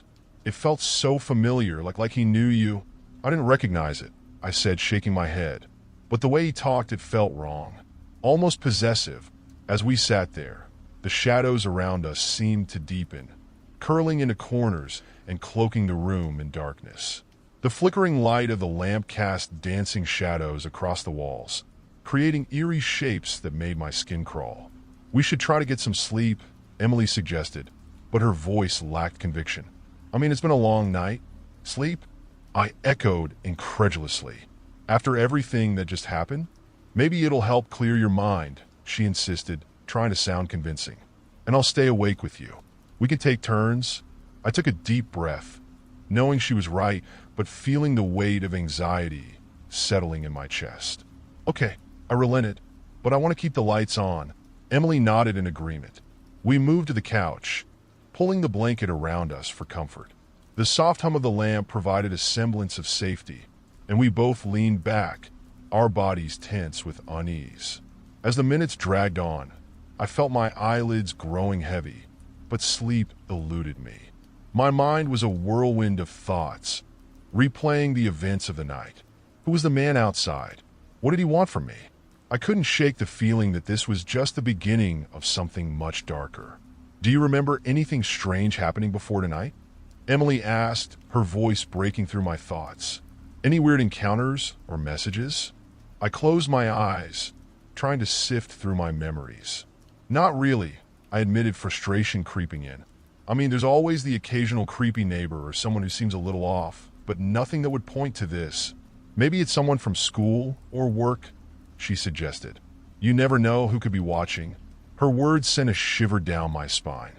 I tried to recall anyone who had seemed overly interested in my life, anyone who might have crossed the line between curiosity and obsession. Just as I was about to respond, a loud crash echoed through the house, making both of us jump. The sound came from the kitchen, and adrenaline surged through my veins once more. "What was that?" Emily gasped, her eyes wide with fear. "I don't know," I whispered, my heart racing. "Stay here." I reluctantly stood up, glancing around the room for anything that could serve as a weapon. My mind raced with possibilities. What if the man had returned? What if he had somehow gotten inside? I made my way cautiously toward the kitchen, every creak of the floorboards amplifying my anxiety. I could feel Emily's presence behind me, a silent reminder that I wasn't alone in this nightmare. As I reached the kitchen, I stopped dead in my tracks. The window was wide open, curtains billowing like ghostly apparitions in the night breeze. On the floor lay a shattered ceramic bowl, pieces scattered like shattered glass. "Is anyone there?" I called out, my voice trembling. Silence enveloped the room, and I took a cautious step forward, fear clenching my stomach. Had the man broken in? Had he escaped through the window? Lily? Emily whispered, her voice quivering with fear as she stepped into the kitchen behind me. What's going on? I knelt down, picking up a shard of the broken bowl. I don't know. It looks like someone broke this and opened the window. Why would someone do that? Emily asked, her voice trembling. What do they want? I don't know. I repeated, frustration boiling over. I just want this to stop. Suddenly, I spotted something glimmering on the floor beneath the table, a small piece of paper. My heart raced as I reached for it, feeling the weight of dread settle in my chest. What is it? Emily asked, leaning closer. I unfolded the note, and as I read the words, my breath caught in my throat. I'm always watching you. They're closer than you think. The message sent a chill down my spine, the implications sinking in like a stone. This wasn't just some random act. It was a threat, a promise that someone was intent on making me feel vulnerable, exposed. Lily, what does it say? Emily urged, her eyes darting nervously around the room. I held the note up, my hand shaking. It's a message. They're watching me. They're closer than I think. Emily's eyes widened in horror, and she took a step back. This is getting too intense. We need to leave. Now. Wait, I said, my mind racing. What if we're walking into a trap? What if they're waiting for us outside? Then what do we do? She asked, desperation creeping into her voice. I don't know, I admitted, feeling panic rise again. We have to find a way to protect ourselves. We need to stay vigilant. Suddenly, the lights flickered, and I felt a rush of cold air sweep through the kitchen, making me shiver. The shadows shifted ominously, and I glanced around, my heart pounding. Let's go back to the living room, I suggested, my voice barely above a whisper. As we retreated, I couldn't shake the feeling that we were being watched, the weight of unseen eyes pressing down on us. The message felt like a taunt, a cruel reminder that the figure outside was still lurking, still waiting for the right moment to strike. We settled back onto the couch, my heart racing as I clutched the note tightly. The words echoed in my mind, each syllable a chilling reminder that I was not safe in my own home. Emily squeezed my hand, her grip reassuring yet fraught with tension. We'll figure this out, she said softly, her voice steadying me. Together, but even as she spoke, I felt the shadows closing in, the darkness wrapping around me like a suffocating shroud. I couldn't shake the feeling that the worst was yet to come, that the man watching me would stop at nothing to make me pay for whatever he thought I had done. And as the night wore on, I realized I was in a game I didn't understand, a twisted chess match where the stakes were my very life. The tension in the room was palpable, like a taut string ready to snap at any moment. As we huddled together on the couch, the shadows danced ominously around us, teasing our minds with the possibility of unseen horrors lurking just beyond the reach of the light. The note, I'm always watching you. They're closer than you think, felt like a weight pressing down on my chest, a constant reminder that we were not alone. Emily's fingers entwined with mine, providing a small comfort in the growing darkness. What do you think we should do next? She asked, her voice a mixture of fear and determination. I don't know, I admitted, my mind racing.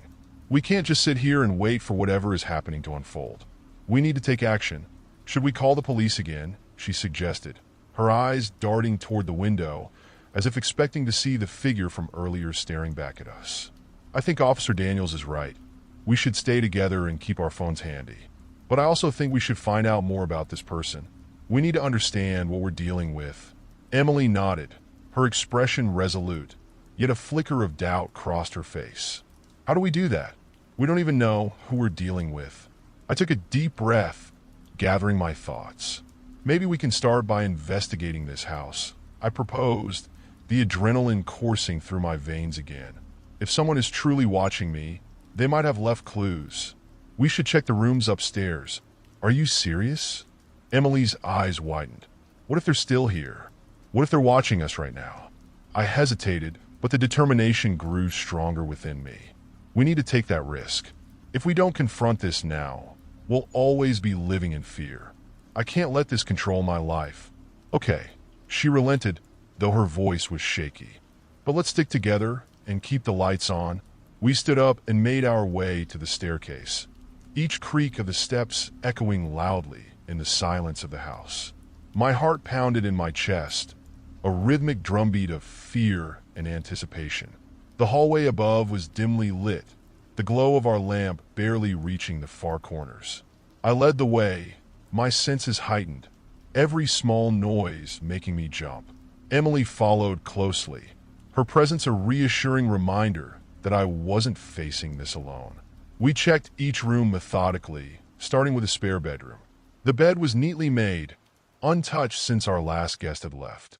There were no signs of disturbance, but the stillness felt eerie, as if the room itself were holding its breath. "Nothing here," I murmured, moving to the next room, my parents' old study.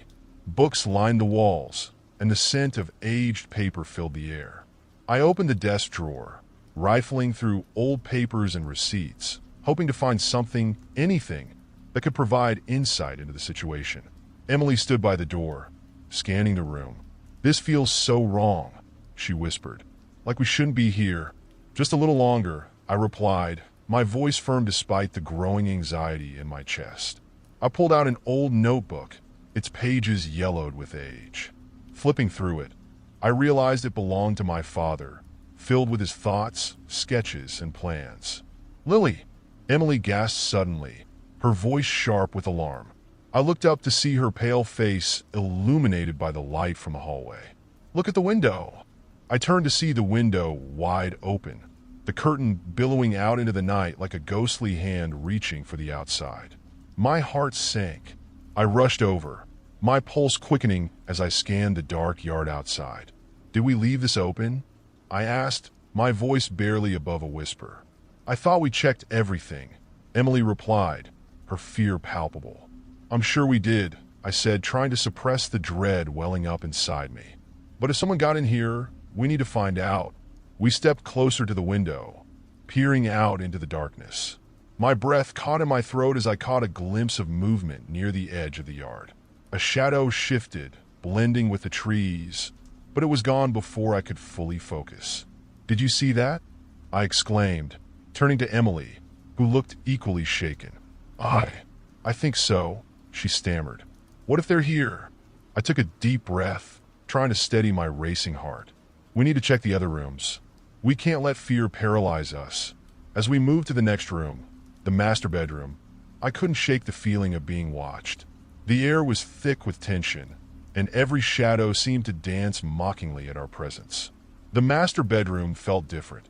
It was charged with a sense of foreboding that made the hair on the back of my neck stand up. I switched on the light, illuminating the spacious room, revealing a neatly made bed and a dresser adorned with family photos. "What are we looking for?" Emily asked, her voice tinged with anxiety. "I don't know," I admitted, glancing at the photos. They seemed normal, but something felt off. The smiles on our faces felt distant, frozen in time. "Maybe we'll find something that explains what's going on." I rifled through the dresser drawers, finding old clothes and accessories, but nothing that stood out. As I opened the last drawer, a small notebook slipped out, falling to the floor with a soft thud. "What's that?" Emily asked, kneeling to pick it up. I took the notebook from her, my heart racing. The cover was worn, and as I opened it, I realized it was filled with notes, my mother's handwriting. "Lily," Emily said cautiously, glancing around the room. "Maybe we should." "No," I interrupted, my voice firm. "This might be important." I flipped through the pages, reading snippets of her thoughts and observations. Most of it was mundane, shopping lists, reminders, and sketches of her garden. But then I came across a passage that made my blood run cold. "Sometimes I feel like someone is watching me when I'm home alone. I don't know who it is, but it gives me chills." I froze, the words echoing in my mind. My mother had felt it too. It wasn't just my imagination. There was someone or something lurking in the shadows watching us. "Lily?" Emily said, her voice barely above a whisper. "What does it say?" I showed her the passage, and she paled. "Do you think it's connected?" "I don't know," I replied, anxiety clawing at my insides. "But it feels like it is. There's something more going on here." Suddenly, The sound of a door creaking echoed through the house, causing both of us to jump. It came from the hallway, and I exchanged a terrified glance with Emily. "What was that?" she asked, her eyes wide with fear. "I don't know," I replied, my heart pounding in my chest. "But we need to check it out." We stepped cautiously into the hallway, the light flickering overhead as if it too were afraid of the dark. I felt the air grow colder, wrapping around me like a suffocating blanket. As we approached the door at the end of the hall, I felt an almost magnetic pull, as if something inside was calling to me. "Lily, do you really think we should?" Emily asked, her voice shaking. I took a deep breath, steeling myself. "We have to. We can't let fear control us." As I reached for the doorknob, my heart raced with anticipation and dread. What would we find behind it? Was it the figure watching me, or was it something worse? With a deep breath, I turned the knob and pushed the door open, revealing a small, dark room. The darkness within was thick, almost tangible, wrapping around me like tendrils of shadow. As I stepped inside, I flicked on the light, and a chill ran down my spine. The room was empty, save for an old trunk in the corner covered in dust. It looked like it hadn't been opened in years. "What is this place?" Emily whispered, stepping in behind me. "I don't know," I replied, my curiosity piqued. I moved toward the trunk, my heart racing as I knelt down. The latch was rusty, but with a firm tug, it popped open, revealing a collection of old photographs, letters, and trinkets. I sifted through them, my hands trembling with anticipation. Each item felt like a key to a mystery I had yet to unravel. "Lily, be careful," Emily cautioned, glancing around nervously. "We don't know what's in there," but I couldn't help myself. I needed to know. I pulled out a stack of photographs and gasped. They were images of my family, happy moments captured in time, but then I spotted something that made my blood run cold. There, in the background of one photo, stood a shadowy figure, its features obscured. It was too far away to see clearly, but it was unmistakably watching us, lurking just outside the frame. "Emily," I cried, showing her the photo. Her face paled as she stared at the image. "Who was that? Why were they there?" "I don't know," I whispered, fear flooding my veins. "But it looks like this person has been watching us for a long time." As we delved deeper into the trunk, we uncovered more letters, each one a chilling reminder of our past. Some were from neighbors, others from family friends, each mentioning strange occurrences or odd feelings of being watched. It felt like a web of fear and paranoia had been woven around us, and now it was closing in. Just as I was about to pull out another item, a loud crash echoed through the house, shaking the walls. The lights flickered violently, plunging us into darkness for a split second before they stabilized. "Lily!" Emily screamed, fear etched on her face. "What was that?" "I don't know," I replied, adrenaline coursing through me. "We need to get out of here." As we scrambled to our feet, the feeling of being watched intensified. The shadows seemed to stretch and twist, closing in around us. I felt the weight of the presence bearing down on me, a suffocating dread that filled the air. "We can't stay here," I yelled, panic rising. But before we could make our way out of the room, the door slammed shut behind us, the sound echoing like a gunshot. I turned to face it, my heart racing, the reality of our situation crashing down on me. "Let us out," I shouted, pounding on the door. "Please." Emily stood frozen, her eyes wide with terror. "What do we do?" she gasped. "Stay calm," I said, trying to take a deep breath despite the fear clawing at my throat. "We need to find another way out." I turned back to the trunk, searching for anything that could help us escape. The items inside were scattered, and I rifled through them desperately, my heart racing as I felt the walls of the room closing in around us. Suddenly, I spotted something shiny at the bottom of the trunk, a small silver key. I grabbed it, hope surging through me. "Emily, I found a key." "Where does it go?" she asked, glancing at the door, still sealed shut. "I don't know," I replied, my mind racing. "But we have to try it." I rushed to the door, the key clutched tightly in my hand. My heart pounded as I inserted it into the lock, praying it would work. With a click, the lock turned, and I pushed the door open, a rush of fresh air flooding in. The light from the hallway illuminated the darkness behind us, and we stepped out into the safety of the light. Thank God, Emily breathed, her voice trembling.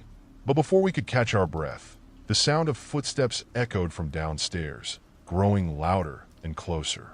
I exchanged a terrified glance with Emily, realizing we weren't safe yet. "Run!" I yelled, grabbing her hand and pulling her down the hallway, adrenaline pushing us forward. As we reached the staircase, I glanced back, fear surging through me. Was it the figure from before? Or was it someone else entirely? Where do we go? Emily gasped, panic lacing her voice. "Anywhere but here," I replied, sprinting down the stairs and bursting into the living room. But the room was empty, and for a moment, it felt like a sanctuary. "Should we call the police?" Emily asked, fumbling for her phone. "No time," I said, glancing nervously toward the front door. "We need to find somewhere safe. Maybe the backyard." We dashed through the kitchen, pushing open the back door and stepping out into the cool night air. The moonlight cast a pale glow over the yard, illuminating the shadows that danced in the darkness. As we ran toward the fence, I felt the weight of eyes on us, the sensation of being watched growing more intense with each step. I glanced over my shoulder, half expecting to see the figure from earlier, but there was nothing, just darkness. "We can't just hide in the backyard," Emily cried, panic rising in her voice. "We have to do something. Maybe we can find a way to climb over the fence," I suggested, glancing at the tall wooden structure. "If we can get to the neighbors." But before I could finish, a loud crash sounded from inside the house, making us both jump. It was followed by a low, menacing laugh that sent chills down my spine. "Lily!" Emily gasped, her voice shaking. "What was that?" "I don't know," I whispered, fear clawing at my throat. "But we need to go now." We turned and ran toward the fence, adrenaline surging as we climbed. As we reached the top, I glanced back at the house, my heart racing. The figure was gone, but the sense of dread lingered, thick in the air. We jumped down to the other side, landing in the neighbor's yard. I looked back at our house, fear coursing through me. Would the figure follow us? Would they find us again? "We need to find help," I said, urgency in my voice. "Let's knock on the door." We approached the neighboring house, our breaths quickening as we reached the door. I raised my hand to knock, but before I could, the door swung open. A middle-aged woman stood there, her expression a mixture of confusion and concern. "What's going on? Are you okay? Please, we need help," I pleaded, my voice trembling. "Someone's been watching us. We think they're in our house." The woman's eyes widened in alarm. "Come in, quickly." As we stepped inside, the door shut behind us, sealing us away from the night and whatever horrors lay beyond. "Call the police," I urged, feeling a sense of safety wash over me, but the fear still gnawed at my insides.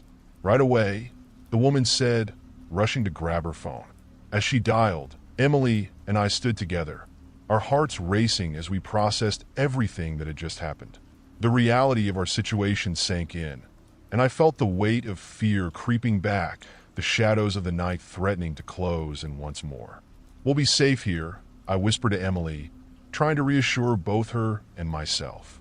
But deep down, a nagging feeling remained, the knowledge that the figure was still out there, watching, waiting for the right moment to strike. And as we waited for help to arrive, I couldn't shake the feeling that this was far from over. The tension in the neighbor's living room was suffocating. Emily and I sat on the couch, our hands clasped tightly as the woman, Mrs. Green, I learned, paced anxiously while waiting for the police to arrive. The clock on the wall ticked loudly, each second stretching out like an eternity. "Do you think they'll find whoever it is?" Emily asked, her voice barely a whisper. "I don't know," I replied, staring at the floor. "But we can't stay here forever. What if they come here?" Mrs. Green paused, glancing back at us with concern etched on her face. "You're safe here. I won't let anything happen to you. We just need to stay calm until help arrives." But as I looked out the window, The darkness outside seemed to pulse with a life of its own. The streetlights flickered ominously, casting eerie shadows that danced along the sidewalk. I felt like we were caught in a nightmare, the oppressive weight of fear looming over us. "Lily," Emily said suddenly, her voice shaking. "What if this has something to do with your family? The notes, the pictures. What if someone has been watching us for years?" The thought sent a chill down my spine. "I don't know, but we need to figure out what's going on. We can't just let it control us." Mrs. Green returned to the couch, sitting beside us. "What do you mean by notes and pictures?" I hesitated, unsure how much to reveal, but the look in Emily's eyes urged me to share. "I found an old trunk in my house. It had photos and letters my mom had written about feeling watched." Mrs. Green's brow furrowed, her concern deepening. "That's troubling. Has this been happening for a long time?" "Apparently," I said, my voice heavy with dread. "But it feels like it's escalated recently." Just then, the sound of sirens filled the air, a rush of relief washing over me. I glanced at Emily, who returned my gaze with wide eyes. "They're here," she exclaimed. Mrs. Green quickly stood, moving to the door. "I'll let them in. You two stay here." As she opened the door, two uniformed officers stepped inside, their expressions serious as they took in the scene. "Good evening, ma'am. We received a call about a possible break-in," one of the officers said, glancing at us with concern. "Is everything all right?" Mrs. Green nodded, motioning for us to speak. "These two girls have been through a terrifying experience. They think someone is watching them, and they believe it's been happening for a while." The officers exchanged glances, their expressions hardening. "Can you tell us what happened?" one of them asked, turning to me. I took a deep breath, gathering my thoughts. I found a note in my house, and then we saw someone watching me through my bedroom window. We thought we were safe, but then things escalated. I found an old trunk with photos and letters, and I think this person has been watching my family for years." The officers nodded, taking notes as I spoke. "We need to check your house," one of them said firmly. "Do you have any idea who it could be?" "I don't know," I admitted, feeling a wave of frustration wash over me. "It's all so confusing, but I feel like it's someone connected to my family." "Let's go," the officer said, motioning for us to follow. Mrs. Green insisted on coming with us, and Emily and I exchanged worried glances. The thought of returning to my house filled me with dread, but I knew we needed answers. As we walked down the street, the night air felt heavy with anticipation. My mind raced with possibilities, each one darker than the last. What if the figure was still there? What if they had already found a way in? When we reached my house, the officers moved quickly, one of them entering through the front door while the other began checking the perimeter. I stood frozen on the porch, anxiety clawing at my insides. "Stay close," Mrs. Green said, placing a comforting hand on my shoulder. The officer in the house called out, "Everything seems clear here, but we need to check the upstairs." I nodded, feeling my stomach twist with unease. The thought of going back inside was terrifying, but I couldn't back down now. As we entered, the familiar scent of home enveloped me, but it felt different now, tainted by fear. The living room was still and quiet, each shadow a reminder of what had happened. "Where did you find a note?" the officer asked, glancing around the room. "In the kitchen," I replied, pointing toward the table where I had first discovered it. He moved to inspect the area, looking for any signs of intrusion. Meanwhile, the other officer headed upstairs, his footsteps echoing through the silence. "What if they find something?" Emily whispered, her voice trembling. "They will," I assured her, though my own heart raced with anxiety. "We just need to stay calm."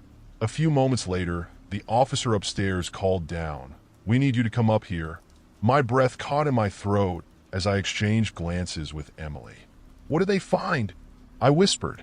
"I don't know," she replied, fear evident in her eyes. We made our way upstairs, the air feeling charged with tension. As we reached the top, the officer stood in my bedroom, holding the note I had found earlier. "I think you need to see this," he said, his expression serious. I took the note from him, my hands shaking. As I read the words, I felt the ground shift beneath me. It was the same message I had found before, but there were additional phrases scrawled in the margins. Notes in a hurried, frantic hand. "You're not safe. I can see you." My heart raced as I turned to the officer, confusion and fear mixing inside me. "What does this mean?" He looked at me seriously. "It means we need to take this seriously. Someone is watching you, and we need to figure out how to stop them." Just then, the other officer stepped forward, a look of concern on his face. We checked the back of the house. There's an open window in the master bedroom. My stomach dropped. I thought I closed it.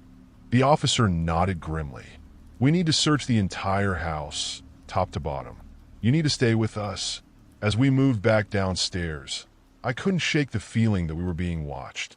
The shadows felt alive, creeping closer as we moved through each room. "Stay close to me," Emily whispered, grabbing my hand tightly. We followed the officers through the house, each creak of the floorboards heightening my anxiety. They inspected every nook and cranny, looking for any sign of intrusion. Nothing, one officer said, frustration evident in his voice. "It's like they just vanished." "Or they're still here," I said, my voice barely a whisper. The officer shot me a look. "We need to take your concerns seriously. It's possible that whoever this is has been here and knows you're home now. If they're watching you, we need to catch them." As we made our way back to the living room, the oppressive weight of fear settled over me like a thick fog. "What do we do now?" I asked, my voice shaking. "We'll keep an eye out for anything suspicious," the officer replied. "And I recommend that you stay with Mrs. Green until we can get this sorted out. We'll patrol the area tonight." Emily and I nodded, grateful for their presence but still filled with a sense of dread. The thought of being alone in my house again was unbearable. "Is it safe to go to bed?" Emily asked, glancing nervously at the stairs. "For now, yes," the officer said, his voice steady. "But we'll need to check in regularly. If anything seems off, call us immediately." As they prepared to leave, I felt a knot of anxiety tighten in my chest. I knew that despite the reassurance, the danger was still very real. The figure was still out there, watching, waiting for the right moment to strike. "Lily," Mrs. Green said softly as we gathered by the door. "I'll be right next door if you need anything. Just knock." "Thank you," I replied, gratitude mingling with fear. As the officers left, I turned to Emily, my heart heavy with uncertainty. "What if they don't find anything? What if we're still in danger?" "We'll figure it out," she said, though her voice trembled. "We're not alone in this." With a deep breath, I steeled myself. "Let's just keep the lights on tonight and stay together." As we settled back onto the couch, the shadows danced around us, each flicker of light casting eerie shapes against the walls. The night stretched on, filled with an unsettling quiet that only deepened my sense of dread. "Do you think they'll come back?" I asked, unable to shake the feeling of being watched. "I hope not," Emily replied, but the fear in her voice betrayed her uncertainty. As the hours ticked by, we kept our eyes glued to the windows, waiting for the faintest sign of movement. The shadows seemed to whisper around us, carrying a weight of unspeakable terror. We were far from safe, and as the night wore on, I couldn't help but wonder just how deep the darkness went. Would we ever truly escape the feeling of being watched? Or was this just the beginning of something far more sinister? The hours dragged on as the unsettling quiet of the house weighed heavily on us. The flickering lights cast long shadows that seemed to twist and contort, echoing my growing anxiety. Emily and I sat side by side on the couch, jumpy at every creak of the old house. "Do you think we should check the back window?" Emily suggested, her eyes darting nervously around the room. I shook my head. The thought of venturing into the dark corners of the house sent chills down my spine. What if they're waiting for us to make a move? Just then, a loud crash echoed from the kitchen, sending both of us leaping to our feet. Our hearts raced as we exchanged panicked glances. "Stay here," I whispered, gripping her arm. "I'll check it out." As I moved cautiously toward the kitchen, every instinct told me to turn back, but curiosity and fear propelled me forward. I approached the doorway slowly, peering into the dimly lit room. The scene that greeted me was surreal. The kitchen chairs were knocked over, and the window above the sink was wide open, curtains billowing like ghostly arms in the night air. I froze, dread pooling in my stomach. "Lily!" Emily called from the living room, her voice quivering with fear. "I'm okay," I replied, forcing myself to sound calm. I took a deep breath and stepped inside. "Just checking." Suddenly, I felt a chill run down my spine. I turned to look behind me, the sensation of being watched creeping back in. My heart raced as I scanned the room for any signs of movement. "Hello?" I called out, my voice trembling. No answer, just the sound of the wind rustling outside. I stepped further into the kitchen, feeling a nagging pull toward the open window. A part of me wanted to shut it to close off the outside world and any lingering dangers. I approached the window and peered out into the darkness. "Lily!" Emily shouted again, more urgent this time. "I'm coming!" I yelled back, but as I turned to leave, a flash of movement caught my eye. In the dim light, I saw a figure standing at the edge of the yard, partially obscured by shadows. My breath hitched in my throat. It was a man, his features obscured, but the silhouette was unmistakable. "Emily!" I screamed, stumbling back. "There's someone out there!" In a panic, I rushed back to the living room, where Emily was already on her phone, calling the police again. "What do we do?" she asked, her eyes wide with fear. "We need to lock the doors," I replied, rushing to the front door to secure it. As I bolted the door, a loud thud echoed from the back of the house, followed by a heavy silence. My heart raced, the adrenaline coursing through my veins. "Did you hear that?" I asked, my voice barely above a whisper. Emily nodded, her eyes darting toward the hallway. "We should go upstairs. It's safer there," I agreed, and we quickly moved toward the stairs. As we climbed, I could hear the distant sound of footsteps on the floor below, echoing ominously through the empty house. "Do you think they know we're here?" Emily whispered, her face pale with fear. "I don't know," I said, feeling my stomach drop. "But we need to stay quiet." We reached the top of the stairs and ducked into my bedroom, closing the door behind us. The room felt like a sanctuary, but the tension was palpable. I moved to the window, peering out into the night, but the figure was gone. "Do you think he left?" Emily asked, her voice shaking. "Maybe," I said, trying to convince myself. "But we can't take any chances." We huddled together, listening intently for any sounds from below. My heart pounded in my chest as we waited, the silence stretching on until it felt unbearable. Just when I thought we were safe, the door creaked open, and the silhouette of a man stepped into the room. "Lily," he said softly, his voice low and menacing. My blood ran cold as I recognized him. He was the figure I had seen outside, the one watching me through the window. "Who are you?" I demanded, my voice trembling with fear. He stepped closer, and I could finally see his face. It was twisted with anger and desperation. "You shouldn't have looked into things that don't concern you. You don't know what you're messing with." "What do you mean?" I asked, trying to hold on to my composure. "The notes, the photos, they're all a part of a warning," he spat, his eyes narrowing.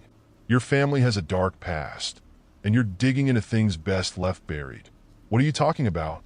I shouted, backing away. "You'll never be safe as long as you're in this house," he warned, his voice rising. "They'll come for you, and there's nothing you can do to stop it." Suddenly, Emily grabbed my arm. "We have to get out of here." I turned to run, but he lunged toward us, blocking our escape. My mind raced as I tried to think of a way out. "Get away from us," I yelled, my heart pounding. But before he could move, the sound of sirens blared outside, piercing through the tension. The figure froze, his expression shifting from anger to panic. "No," he shouted, turning to look out the window. "They can't find me here." In that moment, we seized our chance. I pushed past him, and Emily and I rushed for the door. We barreled past him, running down the hall and toward the stairs, adrenaline driving us forward. "Stop," he yelled behind us, his voice echoing in the hallway. But we didn't stop. We flew down the stairs and burst through the front door, sprinting into the yard just as the police arrived. The blue lights illuminated the night, casting eerie shadows on the ground. "Help!"